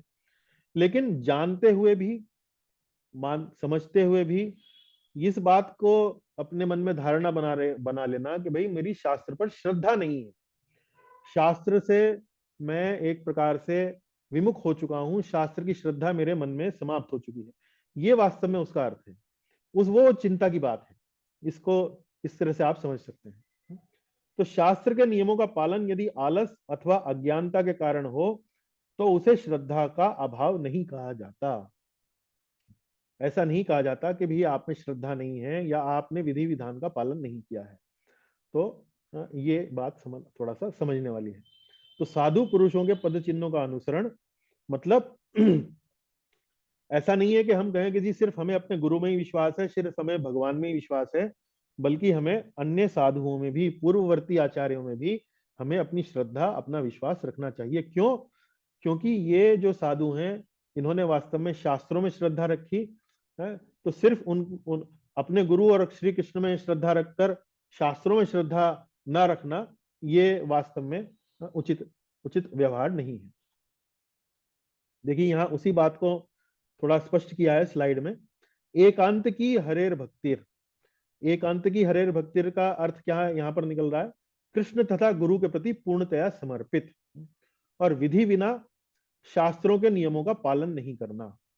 तो इस बात को समझाने के लिए प्रभुपाद जी ने अनुच्छेद संख्या 7 जो 59वें पेज पर पढ़ती है भक्ति सामृत पुस्तक में, उन्होंने 2 उदाहरण दिए हैं। पहला उदाहरण दिया उन्होंने सहजिया का। सहजिया मतलब ऐसे लोग जो भक्ति में आते तो हैं, भक्ति में उसका पालन तो करते हैं, कुछ नियमों का पालन कर लेंगे या कुछ तरह से भक्ति के क्रियाकलापों का पालन कर लेंगे, लेकिन वे हर बात को बहुत सस्ता समझते हैं, नियमों को या इस प्रकार के जो विधि विधान है उनको सस्ता समझते हैं। तो कई बार नियमों की अनदेखी करते हैं, अवहेलना करते हैं या उनमें श्रद्धा अपनी समाप्त कर देते हैं। भक्ति के जो ऊपर ऊपर के कार्यकलाप हैं, कुछ थोड़े बहुत उनको करेंगे, कुछ नृत्य करना शुरू कर देंगे या कुछ इस प्रकार के कार्यकलाप करेंगे, लेकिन शास्त्रों में श्रद्धा उनकी समाप्त हो जाती है। तो ऐसे लोग हैं सहजिया। फिर उदाहरण संख्या 2, बौद्ध धर्म के अनुयायी। अब यहाँ देखिए ये बड़ा रोचक उदाहरण है। बौद्ध धर्म के अनुयायियों को भी इस एकांत की हरेर भक्तिर उस श्रेणी में रखा गया है, जो अपने गुरु में और अपने इष्ट में तो पूर्णतया समर्पित हैं, लेकिन शास्त्रों को वो नकारते हैं, शास्त्रों की अवहेलना करते हैं, या यूं कहिए कि उनको नकारते हैं, एकदम उसको स्वीकार नहीं करते हैं। तो आपको यदि बौद्ध धर्म की इतिहास पता हो कि बौद्ध धर्म में भगवान बुद्ध जी का जो वर्णन आता है, वो भगवान बुद्ध का अवतार वास्तव में कैसे हुआ। भगवान बुद्ध जो है वास्तव में भगवान कृष्ण के ही अवतार हैं, विष्णु अवतार ही हैं, लेकिन उनका अवतार एक विशेष परिस्थिति में और विशेष कारण से हुआ था। जिस समय उनका अवतार हुआ, उस समय में, उस कालखंड में जितने भी ये जो वेदों के मानने वाले थे, वे वेदों का दुरुपयोग कर रहे थे। पशु बलि जो थी वो बहुत चरम पर थी, और ये पशु बलि जो दी जाती थी वो वेदों में, वेदों से उद्धृत करते हुए, वेदों का समर्थन लेते हुए वहां से ये पशु बलि की जाती थी। हालांकि वेदों में जहां पशु बलि का नियम दिया गया है, उसमें ये बात समझने वाली है कि जो ब्राह्मण पशु बलि दिया करते थे, वे पशु बलि जैसे ही देते थे तो उस पशु को वास्तव में पुनः एक अच्छा जन्म मिलता था, पुनः एक मनुष्य जन्म मिलता था। तो इस तरह से पशु बलि इस तरीके से दी जाती थी और ऐसे ब्राह्मणों द्वारा ही दी जाती थी। लेकिन जैसे जैसे समय का काल का प्रभाव पड़ा और इस प्रकार के ब्राह्मण जो थे अब वो समाप्त हो गए, लुप्त हो गए। अब समाज में उस प्रकार के ब्राह्मण नहीं दिए जाते हैं। तो इसलिए पशु बलि का कोई विधान अभी वर्तमान समाज में, वर्तमान वैदिक परिस्थितियों में नहीं है। तो भगवान बुद्ध का जब अवतार हुआ तो उस समय ये पशु बलि का जो कार्य था ये अपने चरम पर था। तो भगवान बुद्ध ने ऐसे लोगों को वेदों का दुरुपयोग करने से बचाने हेतु उनको इस प्रकार से प्रेरित किया कि वे वेदों में बिल्कुल ही आस्था समाप्त कर दें। उन्होंने, भगवान बुद्ध ने कहा कि तुम वेदों को बिल्कुल मत मानो, तुम मुझे मानो, तुम मेरी उपासना करो, तुम मेरे साथ रहो, तुम मेरे बताए हुए मार्ग पर चलो। तो इस तरह से वे लोग जो थे उन्होंने भगवान बुद्ध का अनुगमन किया, वेदों को उन्होंने नकार दिया, वेदों का उन्होंने परित्याग किया, और भगवान बुद्ध की जो शिक्षाएं हैं उसमें अहिंसा एक जो है वो शिक्षा का प्रमुख तत्व है। इस प्रकार से भगवान बुद्ध ने वेदों का दुरुपयोग करने वाले मानव सभ्यता को, मानव समाज को बौद्ध धर्म से, बौद्ध धर्म के अंदर ले आए और वेदों से उन्होंने उनको एक तरह से उनका मुख जो था मोड़ दिया। अब ये बौद्ध धर्म जो था वो भारत में बहुत प्रचलित हुआ। अशोक सम्राट, तो सम्राट अशोक के कार्यकाल में ये जो बौद्ध धर्म है ये भारत में खूब प्रचारित हुआ, खूब फैला। यहाँ तक कि बाहर के देशों में, श्रीलंका हुआ, चीन हुआ, यहाँ पर भी इसका बहुत प्रचार हुआ। लेकिन बाद में श्रीपाद शंकराचार्य के आने के बाद ये बौद्ध धर्म जो था ये वस्तुतः भारतवर्ष से एकदम गायब हो गया। श्रीपाद शंकराचार्य ने पुनः ये जो बौद्ध धर्म के अनुयायी थे उनकी पुनः जो थी वेदों में निष्ठा जागृत करी, और इस प्रकार से उन्होंने बौद्ध धर्म को भारत से एक प्रकार से निकाल बाहर किया। तो अब हम यहाँ सब बात क्यों कर रहे हैं? तो बौद्ध धर्म के जो अनुयायी हैं वे अपने इष्ट भगवान बुद्ध की उपासना, उनकी भक्ति जो है उनकी बहुत अच्छे से करते हैं, लेकिन वेदों को नकारते हैं। और वेदों को नकारने का मतलब ये हुआ कि भगवान के अस्तित्व को नकारना, क्योंकि भगवान के बारे में हम कहाँ से पढ़ते हैं? भगवान के बारे में पढ़ते वेदों से ही है। तो भगवान बुद्ध का इसीलिए आप देखेंगे कि चूंकि ये हैं तो विष्णु अवतार, लेकिन भारतवर्ष में या वैदिक समाज में इनका कहीं भी ना तो कोई उपासना होती है, ना इनके बारे में कोई चर्चा होती है, ना इनके बारे में कोई बातचीत होती है। तो ये बात हमारे समझने वाली है। तो ये भी साधु वर्तमा अनुवर्तनम, तो हमें ऐसे साधुओं का पथ का अनुसरण करना चाहिए जो साधु वास्तव में वेदों को मानते हैं या वेदों की शिक्षाओं पर चलते हैं। चूंकि बौद्ध धर्म में भगवान बुद्ध जो है वो वेदों को नकारते हैं, वेदों को तिरस्कार करते हैं, इसीलिए हम भगवान बुद्ध को स्वीकार नहीं करते हैं।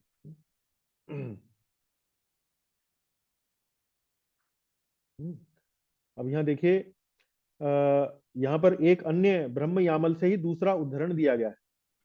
तो यहाँ पर हमने देखिए एकांत की हरेर भक्तिर जो शब्द था उसका अनुवाद क्या किया, कृष्ण तथा गुरु के प्रति पूर्णतया समर्पित। तो जिस प्रकार से ये लिखा है एकांत की हरेर भक्ति मतलब सिंगल माइंडेडनेस, फोकस के साथ गुरु और कृष्ण को समर्पित। तो यहाँ पर अगले ही श्लोक में रूप गोस्वामी जी वास्तव में एकांत की हरेर भक्तिर ये जो शब्द है इसको थोड़ा स्पष्ट करते हैं कि वास्तव में इसका मतलब क्या है। देखिए, भक्तिर एकांत की वेयम अविचारात् प्रतीयते वस्तुतः तु तथा नैव यद अशास्त्रीयतेक्ष्यते। तो पहली पंक्ति में क्या कह रहे हैं, ऐसी भक्ति अपने गुरु तथा कृष्ण के प्रति निष्ठा एकांत की प्रतीत हो सकती है, एकांत की प्रतीत हो सकती है। प्रतीयते, प्रतीयते मतलब दिखाई, ऐसा लगता है कि ये एकांत की है, ऐसा आभास होता है जब हम देखते हैं कि कोई भक्त वास्तव अपने गुरु के प्रति बहुत अधिक समर्पित है, अपने इष्ट के प्रति बहुत अधिक समर्पित है, तो ऐसा हमें लग सकता है कि वो निशुद्ध भक्ति कर रहा है, पूरी निष्ठा से भक्ति कर रहा है। लेकिन वास्तव में ये एकांत की होती नहीं है, ये लगती है एकांत की लेकिन होती नहीं है। क्यों नहीं होती है, वस्तुतः तू तथा नहीं वह, किंतु वह एकांत की नहीं होती, लेकिन वास्तव में इन रियलिटी फैक्चुअली तू तथा नैव यद अशास्त्रीय क्षते, अशास्त्रीय, अशास्त्रीय मतलब चूंकि ये शास्त्र के आधार पर नहीं होती है, ये शास्त्र के प्रति निष्ठावान नहीं होती है, इसलिए ये एकांत की नहीं होती है। हालांकि ये ऊपर से लगती है कि ये एकांत की है लेकिन वास्तव में ये एकांत की नहीं होती है। तो ये ब्रह्म यामल से ही दूसरा उदाहरण रूप गोस्वामी जी दे रहे हैं। तो ये 102 श्लोक संख्या में पड़ता है। तो शास्त्र के प्रति निष्ठा दिखाई नहीं देती मतलब यहाँ हमने पहले भी जैसे अभी आपको बताया कि भगवान को समझना हो तो ब्रह्म वेदांत सूत्र में या ब्रह्म सूत्र में एक सूत्र आता है शास्त्र योनित्वात। शास्त्र योनित्वात, शास्त्र योनित्वात मतलब पहला सूत्र क्या है, अथातो ब्रह्म जिज्ञासा, पहला सूत्र अथातो ब्रह्म जिज्ञासा। और फिर ब्रह्म, ये ब्रह्म कौन है, जन्माद्यस्यतः, जन्माद्यस्य मतलब जिससे सब कुछ आता है। और फिर तीसरा सूत्र क्या है, शास्त्र योनित्वात, शास्त्र योनित्वात मतलब वो ब्रह्म जिसे हम शास्त्र की द्वारा समझ सकते हैं। अतः तो ब्रह्म जिज्ञासा करें, ब्रह्म की जिज्ञासा करें, ये ब्रह्म कौन है जिससे सब कुछ आता है, जो सभी वस्तुओं का स्रोत है, और ये ब्रह्म को कैसे जान सकते हैं, शास्त्र योनित्वात। तो वेदांत सूत्र में ये वर्णन है कि भगवान को शास्त्रों द्वारा ही समझा जा सकता है। तो जिस शास्त्र से हम भगवान को समझते हैं और कोई व्यक्ति ये कहता है कि ये शास्त्र नकार दो, ये शास्त्र को त्याग दो, तो वो कौन सा भगवान हुआ, वो कौन सा गुरु हुआ। तो वास्तव में ऐसा गुरु, ऐसा इष्ट वास्तव में त्यागने योग्य है। तो इसीलिए भगवान बुद्ध को या भगवान बुद्ध के अनुयायियों को हम आस्तिक नहीं बोलते हैं, हम नास्तिक बोलते हैं।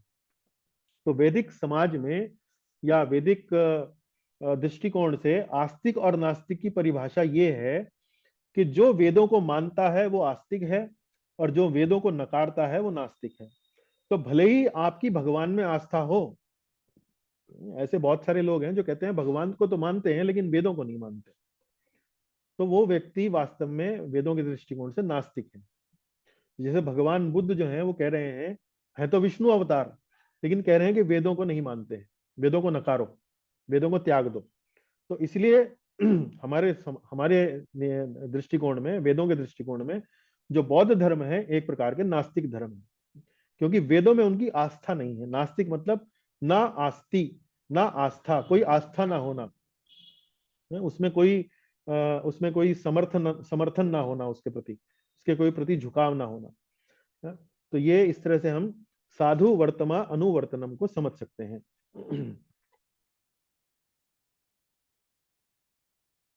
अंग संख्या 5, सद्धर्म पृच्छा, शाश्वत धार्मिक सिद्धांतों के बारे में जिज्ञासा करना। अच्छिराद एव सर्वार्थः सिद्ध्यति येषाम् अभीप्सिताः सद्धर्मस्य अवबोधाय येषां निर्बन्धिनी मतिः सद्धर्मस्य अवबोधाय येषां निर्बन्धिनी मतिः। अच्छिराद एव सर्वार्थः सिद्ध्यति येषां अभीप्सितः, जिनका मन भक्ति के बारे में जानने के लिए बहुत गंभीर है, बहुत गंभीर है। अभीप्सितः सिद्ध्यति, अचिराद एव सर्वार्थः सिद्ध्यति येषां अभीप्सितः। सद्धर्म यानी कि सद्धर्मस्य, इसमें जो कलर कोडिंग है वो मेरे कलर कोडिंग उल्टी हो गई है। देखिए ये जो है ये हरे रंग में होना चाहिए और ये जो है ये लाल रंग में होना चाहिए। अभी ठीक हो गया। तो देखिए अचिराद एव सर्वार्था सिद्ध्यति येषाम अभीप्सिता, ये बाद में पढ़ेंगे, ये दूसरी लाइन है। सद्धर्मस्य अवबोधाय येषाम निर्बंधिनी मतिः, निर्बंधिनी मतिः, मतिः मतलब मन, जिनका मन भक्ति, भक्ति मतलब सद्धर्म, भक्ति मतलब सद्धर्म, जिनका मन भक्ति के बारे में जानने के लिए, अवबोधाय के बारे में जानने के लिए, अवबोधाय बहुत गंभीर है, निर्बंधिनी मतिः, निर्बंधिनी, निर्बंधिनी मतलब बहुत आसक्त हैं, बहुत उनको बहुत प्रिय है ये विषय, यानी कि बहुत गंभीर हैं। अचिराद एव सर्वार्थः सिद्ध्यति येषाम अभीप्सितः, वे अपना इच्छित लक्ष्य बहुत शीघ्र प्राप्त कर लेते हैं। अचिराद, चिर जैसे बोलते हैं ना चिरंजीवी भव, चिरंजीवी भव मतलब आपकी आयु जो है बहुत लंबी हो, तो चिर शब्द का अर्थ क्या होता है? बहुत लंबा। और अचिर, अचिर मतलब बहुत कम, बहुत कम, अल्प आयु या अल्प समय में। तो अचिराद, अचिराद मतलब एकदम अल्प समय में, अचिराद अर्थात एकदम अल्प समय में। सर्वार्थ सिद्ध्यति येषाम अभीप्सितः, सर्वार्थ सिद्ध्यति, उसके सारे के सारे जो लक्ष्य हैं वो बहुत शीघ्र वो प्राप्त कर लेता है, बहुत जल्दी सिद्ध हो जाते हैं। तो जिनका मन भक्ति के बारे में जानने के लिए बहुत गंभीर है, वे अपना लक्ष्य, इच्छित लक्ष्य बहुत शीघ्र प्राप्त कर लेते हैं। तो ये अनुच्छेद 11, अनुच्छेद 11 आपका आ रहा है पेज संख्या 60 पर, वहां पर आप पढ़ सकते हैं। नारदीय पुराण से उद्धरण दिया गया है। तो यहाँ देखिए बात क्या कर रहे थे हम? सद्धर्म पृच्छा, पृच्छा मतलब प्रश्न पूछना, जिज्ञासा करना। तो यहाँ प्रश्न पूछने के बारे में तो कुछ ऐसा लिखा नहीं है, लेकिन यहाँ रूप गोस्वामी जी क्या समझा रहे हैं? प्रश्न पूछना गंभीरता का एक लक्षण है। यहाँ क्या जानने के लिए बहुत गंभीर है। ये विषय जो है, सद्धर्म का विषय जो है, किसी व्यक्ति को बहुत प्रिय है, बहुत उसके विषय में बहुत गंभीर है, बहुत जिज्ञासु है, तो इसका क्या अर्थ है कि वह प्रश्न पूछना मतलब गंभीरता का एक लक्षण है। तो शिष्य को अपने गुरु के प्रति संकोची अथवा भयभीत नहीं होना चाहिए। तो कई बार शिष्य ऐसे होते हैं कि वो गुरु से बड़ा भयभीत हो रहते हैं, अरे नहीं गुरु जी के पास नहीं जाएंगे, कुछ गलती हो गई, कुछ उन्होंने डांट दिया, कुछ कह दिया, तो कुछ हमसे ऊंच नीच हो गई, तो इस भय से नहीं जाते हैं। तो ऐसा भय नहीं रखना है, तो संकोच नहीं रखना है, भय नहीं रखना है, और उनके पास जाएं। उनसे यदि आप आचरण पूर्वक, अच्छा शिष्टाचार पूर्वक यदि जिज्ञासा करते हैं, गंभीरता से उनसे कोई प्रश्न करते हैं जो वास्तव में आपकी एक जिज्ञासा आपके मन में है, तो ऐसा व्यवहार करना वास्तव में भक्ति का एक अंग है, सद्धर्म पृच्छा। और फिर गुरु को भी चाहिए कि वह शिष्यों से दूरी ना बनाकर रखे। तो कोई व्यक्ति ऐसा मान लीजिए गुरु के पद पर हो, हालांकि ऐसा होता नहीं है कि गुरु के पद पर हो और वो शिष्यों से दूरी बनाकर रखे, शिष्यों से बातचीत ना करे, शिष्यों से मिले ना, दूरी बनाकर रखे, और शिष्यों की शंका निवारण के लिए उपलब्ध रहे, ऐसा उसका व्यवहार रहना चाहिए। तो ये है सद्धर्म पृच्छा। तो मैं भी अपनी कक्षा में आने वाले जो भक्तगण हैं उनसे आग्रह करूंगा कि ज्यादा से ज्यादा जिज्ञासा करें, अधिक से अधिक, मतलब ऐसा भी ना करें कि केवल जिज्ञासा करने के लिए जिज्ञासा करें, लेकिन वास्तव में अपने मन में, अंतर मन में झांकें, जो आपकी वास्तव में संदेह हैं, शंकाएं हैं, उनको यदि सबके सामने नहीं पूछ सकते हैं तो अलग से भी व्यक्तिगत रूप से भी पूछें, समय लें। इस प्रकार से कोई आवश्यक नहीं है कि आप मेरे से ही लें, अन्य किसी वरिष्ठ वैष्णव से भी आप ले सकते हैं। पर बताने का तात्पर्य ये है कि आप सद्धर्म पृच्छा, उनसे जानकारी करें, पूछें। हम भी जो बताएंगे आपको, जो शास्त्रों में हम पढ़ते हैं, गुरु से जो हमने सीखा है, उसी के आधार पर हम आपको आपका मार्गदर्शन करने का प्रयास कर सकते हैं जी। छठवां, कृष्णार्थे भोगादि त्याग। कृष्ण की तुष्टि के लिए भौतिक त्याग के लिए तैयार रहना। हरिम उद्दिश्य भोगानि काले त्यक्तवतः तव विष्णुलोक स्थिता संपद अलोल सा प्रतीक्षते। जिस व्यक्ति ने अपने भौतिक भोग भगवान की तुष्टि के लिए त्याग दिए हैं, हरिम उद्दिश्य, भगवान की तुष्टि के लिए, भोगानी काले त्यक्त, त्यक्त मतलब त्याग दिए हैं। जिस व्यक्ति ने अपने भौतिक भोग भगवान की तुष्टि के लिए त्याग दिए हैं, विष्णु लोक स्थिता संपद अलोल सा प्रतीक्षते, उसके लिए विष्णु लोक का ऐश्वर्य प्रतीक्षा करता है। तो देखिए, यदि आप अपने भौतिक भोगों के प्रति अनासक्त धीरे धीरे बनते हैं, उनका त्याग करते हैं भगवान की तुष्टि के लिए, किसी इस बात के लिए नहीं कि जगत में लोग बाग मेरे को बहुत बड़ा बताएंगे या वास्तव में बहुत बड़ा कार्य कर बैठूंगा, भगवान की तुष्टि के लिए, भगवान की प्रसन्नता के लिए, उसके लिए विष्णु लोक का ऐश्वर्य प्रतीक्षा करता है। तो ऐसा नहीं है कि भगवान, डिवोटी जो है या भक्त जो है, वो विष्णु लोक में मिलने वाली जो ऐश्वर्य है उसके लिए लालायित रहता है, ऐसा नहीं है। लेकिन ये शास्त्रों को लिखने का एक तरीका है। वैदिक शास्त्रों में इस प्रकार की शैली का उपयोग किया जाता है कि जिसमें एक प्रकार से, जैसे एडवर्टाइजमेंट में एक भाषा का उपयोग होता है जिसमें व्यक्ति शास्त्र जो है पढ़ने वाले को एक प्रकार से आकर्षित करता है अपनी ओर। तो थोड़ा सा बढ़ा चढ़ाकर, थोड़ा सा अतिशयोक्ति का उपयोग करके इस प्रकार के यहाँ पर कथन आपको देखने को मिलते हैं कि उसके लिए विष्णु लोक का ऐश्वर्य प्रतीक्षा करता है। तो जो भक्त होगा, जो नवदीक्षित भक्त होगा या नया नया भक्ति में आया होगा, वो कहेगा अगर विष्णु लोक का ऐश्वर्य मिलेगा तो मुझे कोशिश करनी चाहिए, प्रयास करना चाहिए। तो भक्त का रुचि नहीं रहती है, भक्त की रुचि तो केवल सेवा में रहती है।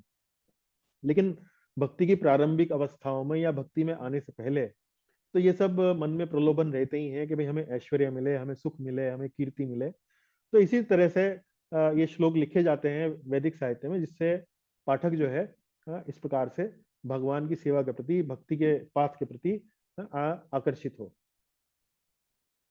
अगला, द्वारकादि निवासो, तीर्थ स्थान में निवास करना। तो यहाँ तीर्थ स्थान में निवास करने के लिए रूप गोस्वामी जी ने 3 उदाहरण दिए हैं, स्कंद पुराण से, ब्रह्म पुराण से और श्रीमद् भागवत से। तो निधि माता जी एक एक करके तीनों पढ़ेंगी आप। जी। द्वारका 1 मास, 6 मास, 1 वर्ष रहने पर सारूप्य मुक्ति प्राप्त होती है। जी। पुरी महत्व अचिंत्य है, देवतागण पुरी वासियों को चतुर्भुज रूप में देखते हैं। ब्रह्म पुराण।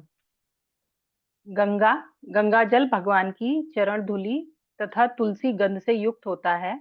यह तीनों लोकों को, यहाँ तक कि भगवान शिव तथा अन्य देवताओं को भी पवित्र करता है। श्रीमद् भागवत। देखिए, स्कंद पुराण में द्वारका को लेकर है कि यदि आप वहां 1 महीना रहें या 6 महीना रहें या 1 वर्ष रहें तो आपको सारूप्य मुक्ति प्राप्त हो सकती है। सारूप्य मुक्ति मतलब वही रूप जो भगवान का है। तो आप वैकुंठ लोक जाएंगे और भगवान विष्णु जैसा आपका रूप होगा। तो ये तीर्थ स्थान में निवास करने का एक प्रकार से शास्त्र जो आपको प्रलोभन दे रहे हैं कि इसलिए पूरी महत्व अचिंत्य है। यहाँ पूरी जगन्नाथपुरी के बारे में बात हो रही है कि यहाँ पर रहने का जो महत्व है वो अचिंत्य है, मतलब उसकी आप कल्पना भी नहीं कर सकते। देवतागण पुरी वासियों को चतुर्भुज रूप में देखते हैं कि यहाँ बता रहे हैं कि जो लोग जगन्नाथपुरी में जाते हैं, वहां रहते हैं, तो देवी देवता जो हैं, ऐसे व्यक्ति को ऐसा लगता है कि जैसे चतुर्भुज रूप है उनका। और गंगा के पास बताया है, गंगा किनारे रहने का, हरिद्वार, काशी, इस प्रकार से गंगा जल भगवान की चरण धूलि तथा तुलसी गंध से युक्त होता। यह तीनों लोगों को, यहाँ तक कि भगवान शिव तथा अन्य देवताओं को भी पवित्र करता है। तो श्लोकों में थोड़ा सा अतिशयोक्ति लगती है, लेकिन ये शैली जो है शास्त्र में देखने को मिलती है।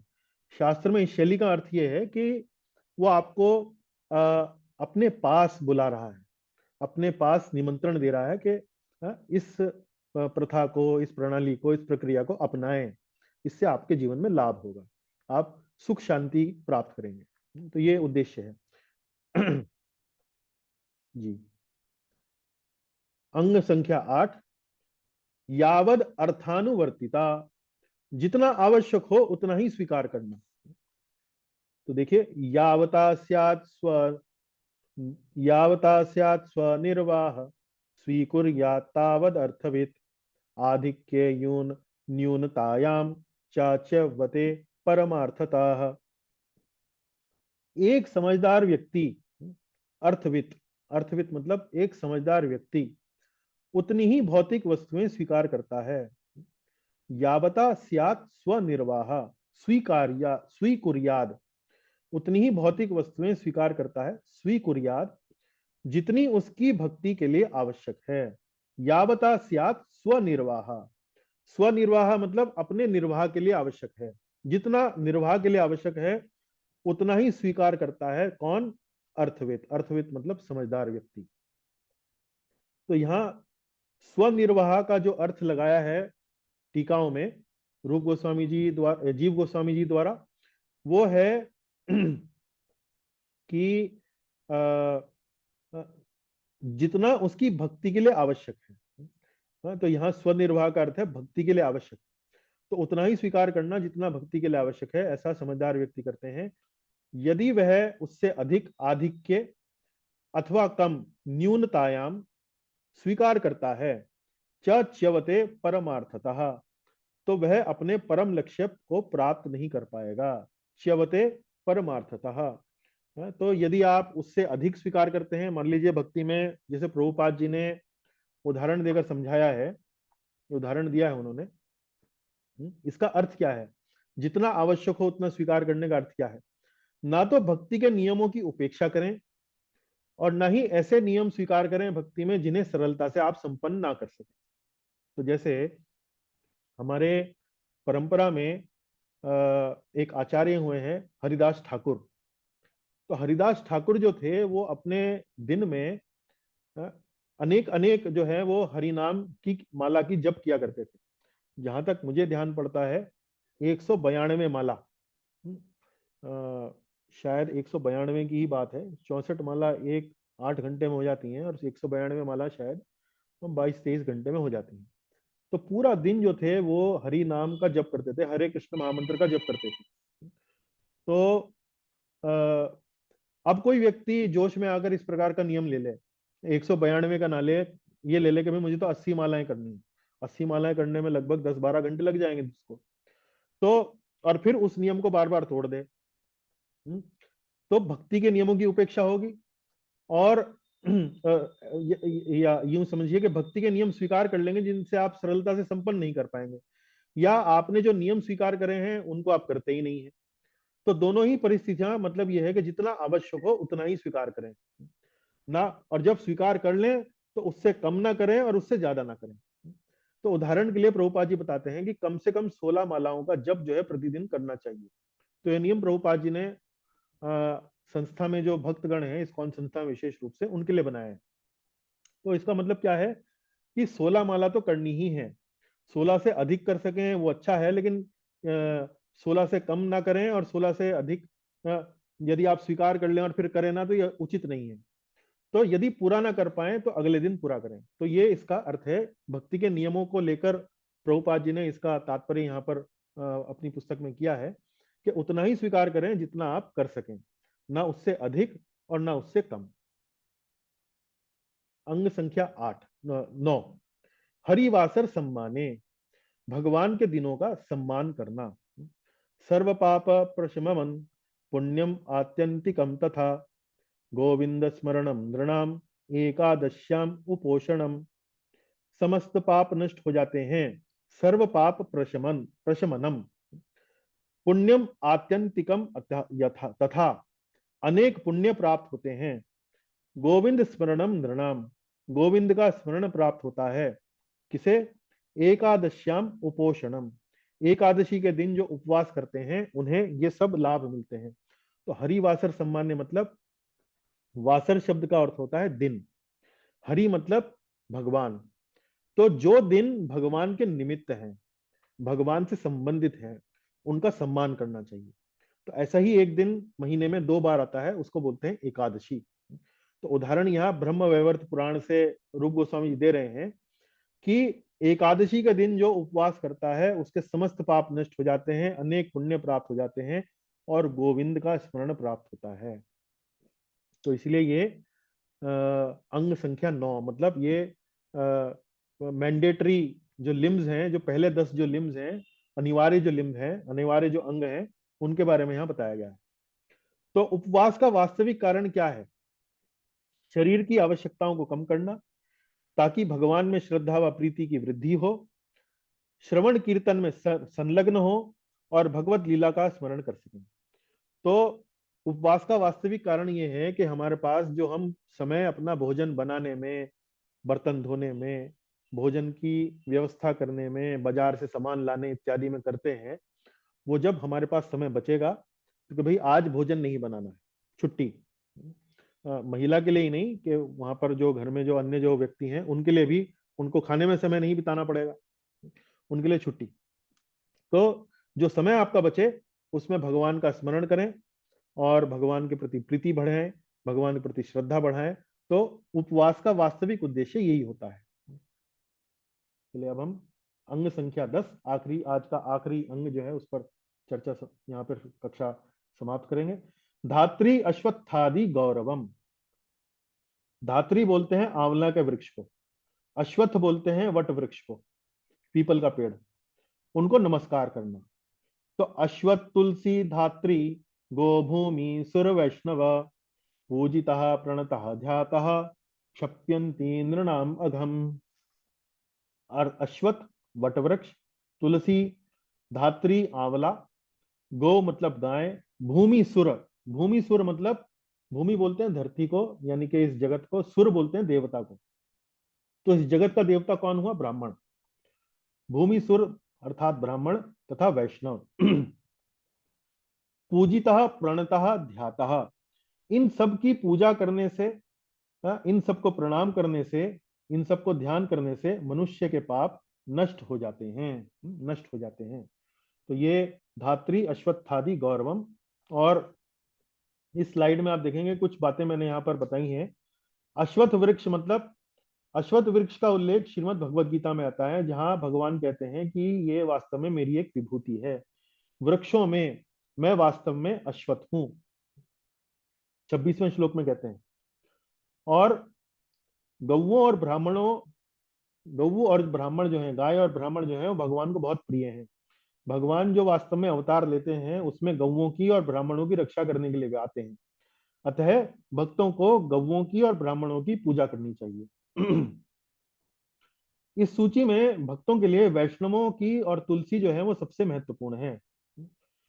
यहाँ पर देखिए इस लिस्ट में तुलसी और वैष्णव। तो जो भक्त हैं, जो वैष्णव हैं, उनमें वास्तव में इस सूची में सबसे महत्वपूर्ण यदि कोई 2 नाम है तो वो है तुलसी देवी और वैष्णव। और इसी श्लोक की टीका करते हुए वहां पर जीव गोस्वामी जी लिखते हैं, गौतमीय तंत्र से एक श्लोक का उदाहरण देते हैं कि गौओं को प्रसन्न कैसे किया जाना चाहिए, गौओं को संतुष्ट कैसे किया जाना चाहिए। गौओं की मालिश करें, उन्हें घास खिलाएं तथा उनकी प्रदक्षिणा करें, उनकी परिक्रमा करें। तो इस कार्य को करने से वास्तव में भगवान प्रसन्न होते हैं। और इस कार्य को करने से गौएं प्रसन्न होती हैं, और जब गौएं प्रसन्न होती हैं तो गोपाल यानी कि भगवान कृष्ण भी प्रसन्न होते हैं। तो इस तरह से आपने देखा कि आज की ये कक्षा में हमने पहले जो प्रमुख जो 10 अंग हैं, अनिवार्य जो अंग हैं, उनके ऊपर चर्चा करी, और रूप गोस्वामी जी ने जो शास्त्रों से उद्धरण दिए हैं उनको विस्तार से हमने जाना। तो इसी के साथ आज की कक्षा को हम यहीं विश्राम देंगे। भक्ति सामृत सिंधु ग्रंथ की जय। शिला रूप गोस्वामी जी प्रभुपाद की जय। शिला प्रभुपाद की जय। कोई प्रश्न हो, टिप्पणी हो तो हम कर सकते हैं। धन्यवाद जी। रसेश प्रभु पूछिए। प्रभु जी हरे कृष्ण, धन्यवाद प्रणाम। प्रभु जी जो अंग नंबर 7 था उस पे जा सकते हैं। कुछ कुछ प्रश्न है वहां पे जो डिटेल प्रेजेंट की थी। आई थिंक 7, 8 और 10 हाँ जी, तीन 7। तीन चीज पे है। तो अभी इसमें यहाँ पे द्वारका निवास का महत्व बताया है, बट फिर जो मथुरा मंडल है और वृंदावन है और ये सब इन लिस्ट में नहीं आता है क्या? देखिए, द्वारका आदि, अच्छा, आदि में सब आ गए, ओके, ठीक एटसेट्रा, है। द्वारका एटसेट्रा। Clear। आगे चल के वैसे मथुरा के नाम से भी है हाँ, लिस्ट में, मथुरावास जो है मथुरावास, वहां पे मथुरा का नाम भी, पांच अंग 5 अंग में है। जो। जी ठीक है प्रभु। ओके, जी। देन अगला, 8 में हाँ जी। हम्म अ, हाँ, अभी ये जो रेफरेंस है इसका एक्सप्लेनेशन आपने दिया कितनी माला चाहिए उतने उदाहरण से, बट क्या ये अत्याहार से रिलेटेड नहीं है कि जितना आवश्यक हो उतना ही स्वीकार करो, अत्याहार मत करो? नहीं, अत्याहार जो है प्रभु, वो वास्तव में भौतिक वस्तुओं के संबंध में आता है। अच्छा, लेकिन ये तो भक्ति का अंग है, भक्ति का अंग जो है वो भौतिक नहीं होता। तो ये भक्ति के अंगों में भी जो हम उनका जो पालन कर रहे हैं, उसमें ध्यान रखना चाहिए कि जितना आवश्यक हो उतना ही स्वीकार करना चाहिए। यावद अर्थानुवर्तिता, जो भौतिक वास्तव में इसको आप अत्याहार के रूप में भी ले सकते हैं, वो भी भक्ति का ही एक भाग ही होगा। लेकिन प्रभुपाद जी ने जो इसका वर्णन भक्ति रसामृत सिंधु में किया है, वो भक्ति के नियमों के आधार पर इसको समझाने का प्रयास किया, पर इसको आप अत्याहार के रूप में भी ले सकते हैं।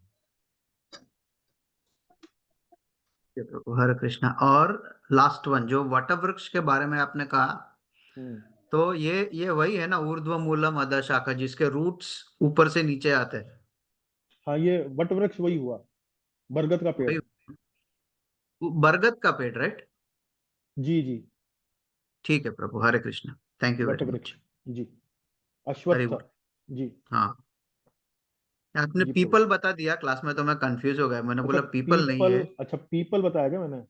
हाँ, पीपल ये और ये बरगद में, पीपल और बरगद में अंतर होता है मेरे ख्याल, पीपल और हाँ हाँ, बरगद एक बहुत। ही होता है।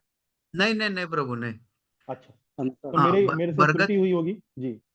हाँ, हम्म, ठीक है प्रभु जी, हरे Krishna, thank you so much. वो चेक कर लेंगे पीपल और बरगद में क्या अंतर है जी। चलिए, धन्यवाद। अन्य कोई प्रश्न, अन्य किसी भक्त का प्रश्न?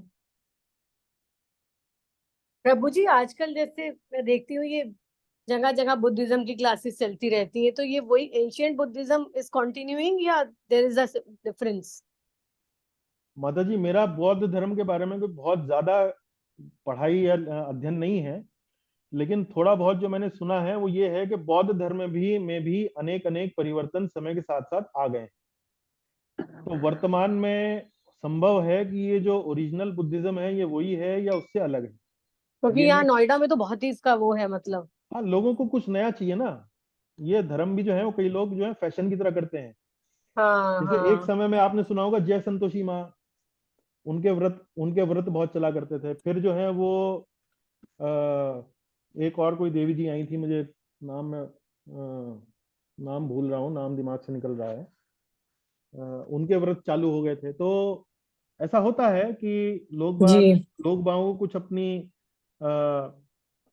अपनी जो उनका जो चिंतन मनन है उसको कुछ नया नया प्रलोभन चाहिए। बोले हमारी जो वैदिक सभ्यता है तो बोरिंग है, तो हम जीवन बचपन से देखते आ रहे हैं, इसमें तो कुछ नहीं रखा, इसमें तो वही आरती कीर्तन भजन कीर्तन और वो मंदिर जाना आना, उसमें तो बहुत बोरिंग है। बुद्धिज्म में शायद कुछ नया होगा, अच्छा लगा। तो संभव है कि कुछ नई कक्षाएं जो शुरू हो गई हों, लोग वहां जाना शुरू कर देंगे। तो हो सकता है कोई सामान्य व्यक्ति जो है वो, मान लीजिए, कुछ ना कुछ अपने जीवन में बौद्ध धर्म के प्रति ही अगर आकर्षित होता है, तो फिर भी वो कहीं ना कहीं किसी ना किसी कुछ ना कुछ उसके अंदर सद्गुण आते हैं। तो जेन्युइनली भी यदि कोई व्यक्ति जा रहा है तो वो एक तरह से आगे ही बढ़ रहा है। मतलब कुछ लोग हो सकते हैं कि उसको फैशन के रूप में लेते हो, लेकिन कुछ लोग संभवतः गंभीरता से भी ले सकते हैं। और यदि उसमें भी, क्योंकि बौद्ध धर्म में मुख्य रूप से एक तरह से सद्गुणों के विकास पर बहुत अधिक बल दिया गया है। कि आप चोरी ना करें, झूठ ना बोलें, सादा जीवन बिताएं, प्राणियों के प्रति एक तरह से अच्छा भाव रखें, अहिंसा को उसमें बहुत महत्व दिया गया है, वेजिटेरियनिज्म को बहुत महत्व दिया गया है। तो इस प्रकार से यदि कोई व्यक्ति बौद्ध धर्म में भी आता है तो वास्तव में वो रजोगुण और तमोगुण से ऊपर उठकर थोड़ा सत्वगुण में स्थापित हो सकता है। पर हमारी जो व्याख्या है धर्म की, या उसमें हम जो वेदों को नहीं मानते हैं उनको हम नास्तिक बोलते हैं, और जो वेदों को मानते हैं उनको हम आस्तिक बोलते हैं। क्योंकि बौद्ध धर्म में ईश्वर की व्याख्या नहीं है, इसको शून्यवाद कहा गया है, शून्यवाद। और शून्यवाद का कहीं कोई एक प्रकार से वर्णन नहीं है कि जब आप वास्तव में बिल्कुल परफेक्ट हो जाएंगे तो आप शून्य हो जाएंगे। अब शून्य हो जाएंगे का क्या अर्थ है? यदि आप भगवत गीता पढ़ें, भगवत गीता में आप देखेंगे कि भगवान कहते हैं कि जो आत्मा है वो कभी भी एक क्षण भी वो बिना कोई चिंतन मनन कार्य, मतलब क्रियाकलाप किए बगैर नहीं रह सकता है। तो भगवत गीता के 3रे अध्याय में आप पढ़ेंगे तो भगवान का ऐसा मत है कि हमारा जो आत्मा है वो बिना किसी एक्टिविटी के, गतिविधि के एक क्षण भी नहीं रह सकता है। तो अर्जुन को वो इसलिए बताते हैं कि भाई तुम एक क्षण भी बिना किसी कार्यकलाप के नहीं रह सकते हो, तो उचित यही है कि तुम अपने आप को किसी ना किसी ऐसे कार्यकलाप में लगाओ और किसी ना किसी कार्य में इस प्रकार से कर्म करो, इस प्रकार से कार्य करो कि वो तुम्हें मुक्ति की ओर ले जाए, वो तुम्हें भगवत चेतना की ओर ले जाए। तो ये हमारा दर्शन है, गीता का दर्शन ये है। लेकिन बौद्ध धर्म में क्या है कि अंतिम परिणति क्या है, ईश्वर कौन है, इसकी कोई व्याख्या नहीं है। अंतिम परिणति क्या है? शून्यवाद। तो प्रभुपाद जी जो हमारे इस्कॉन संस्था के जो फाउंडर आचार्य हैं, उनका जो प्रणाम मंत्र है उसमें उनके लिए निर्विशेष शून्यवादी पाश्चात्य देश तारिणी। निर्विशेष मतलब ऐसे लोग जो ब्रह्म मुक्ति के लिए या ब्रह्मलीन होने में अति उत्सुक हैं, ब्रह्म निर्विशेष शून्यवादी। और जो शून्यवादी हैं बौद्ध धर्म के अनुयायी हैं, पाश्चात्य देश, पाश्चात्य देश मतलब पश्चिमी देशों में जो लोग रहते हैं, उनका तारण करने के लिए प्रभुपाद जी गए थे। मतलब ऐसा उनकी प्रणाम मंत्र में आता है। तो शून्यवाद, बौद्ध धर्म जो है वो शून्यवाद का प्रतीक है जी। कुछ आपकी शंका का निवारण हुआ? जी जी जी, चलिए, अन्य कोई भक्तगण, उनका कोई और प्रश्न, कोई और शंका? सद्धर्म पृच्छा आपकी। हरे कृष्णा प्रभु जी। जी प्रीति माता जी बताइए। ये आपने अच्छा बोला कि हमारी कैपेसिटी के हिसाब से हमें वो व्रत लेना चाहिए कि हमें कितना भगवान का नाम जप लेना है। क्योंकि कोई कोई लोग बोलते हैं इतना करो तो ही होएगा।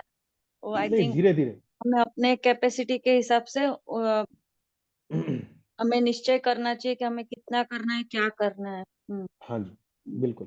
तो उसी के अनुसार आप चलें, और कैपेसिटी के अनुसार वही जैसा कि बताया है रूप गोस्वामी जी ने। और जैसा रसेश प्रभु जी कह रहे थे कि भाई कैपेसिटी का मतलब यहाँ पर ये भी हो सकता है कि आवश्यकता जितनी है उतना ही भौतिक जो है वो संसाधन जो है स्वीकार करने चाहिए। हाँ सर, तो कैपेसिटी दोनों में आती है, भौतिक और आध्यात्मिक। जी, हरे कृष्ण। जी माता जी। हरे कृष्णा प्रभु जी।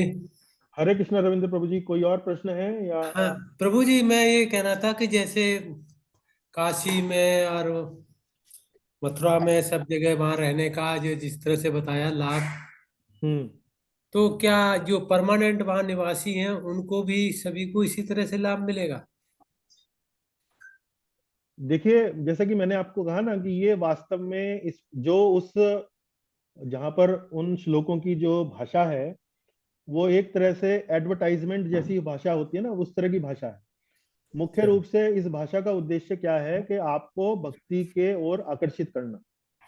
अच्छा। तो यदि आप अपने वर्ष में एक बार एक हफ्ते के लिए भी रहकर आते हैं, या 2 हफ्ते के लिए भी रहकर आते हैं, तो उसको भी आप उस श्रेणी में रख सकते हैं। द्वारका आदि निवासों, उस श्रेणी में आप रख सकते हैं। जी जी। और किसी वजह से यदि आप नहीं भी जा पा रहे हैं, तो आपका जो स्थान है, जैसे आप मेरठ निवासी हैं, तो मेरठ के मंदिर में नित्य प्रति जाना, वो भी एक प्रकार से आप कर सकते हैं। ठीक। जी।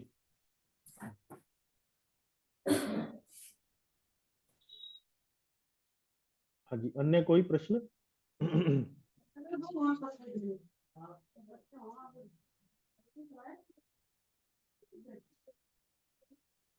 चलिए, यदि अन्य कोई प्रश्न नहीं है तो हम यहीं पर आज कक्षा को यहाँ विश्राम देते हैं। आप सभी भक्तों के आने का बहुत बहुत धन्यवाद जी। हरे कृष्णा प्रभु जी।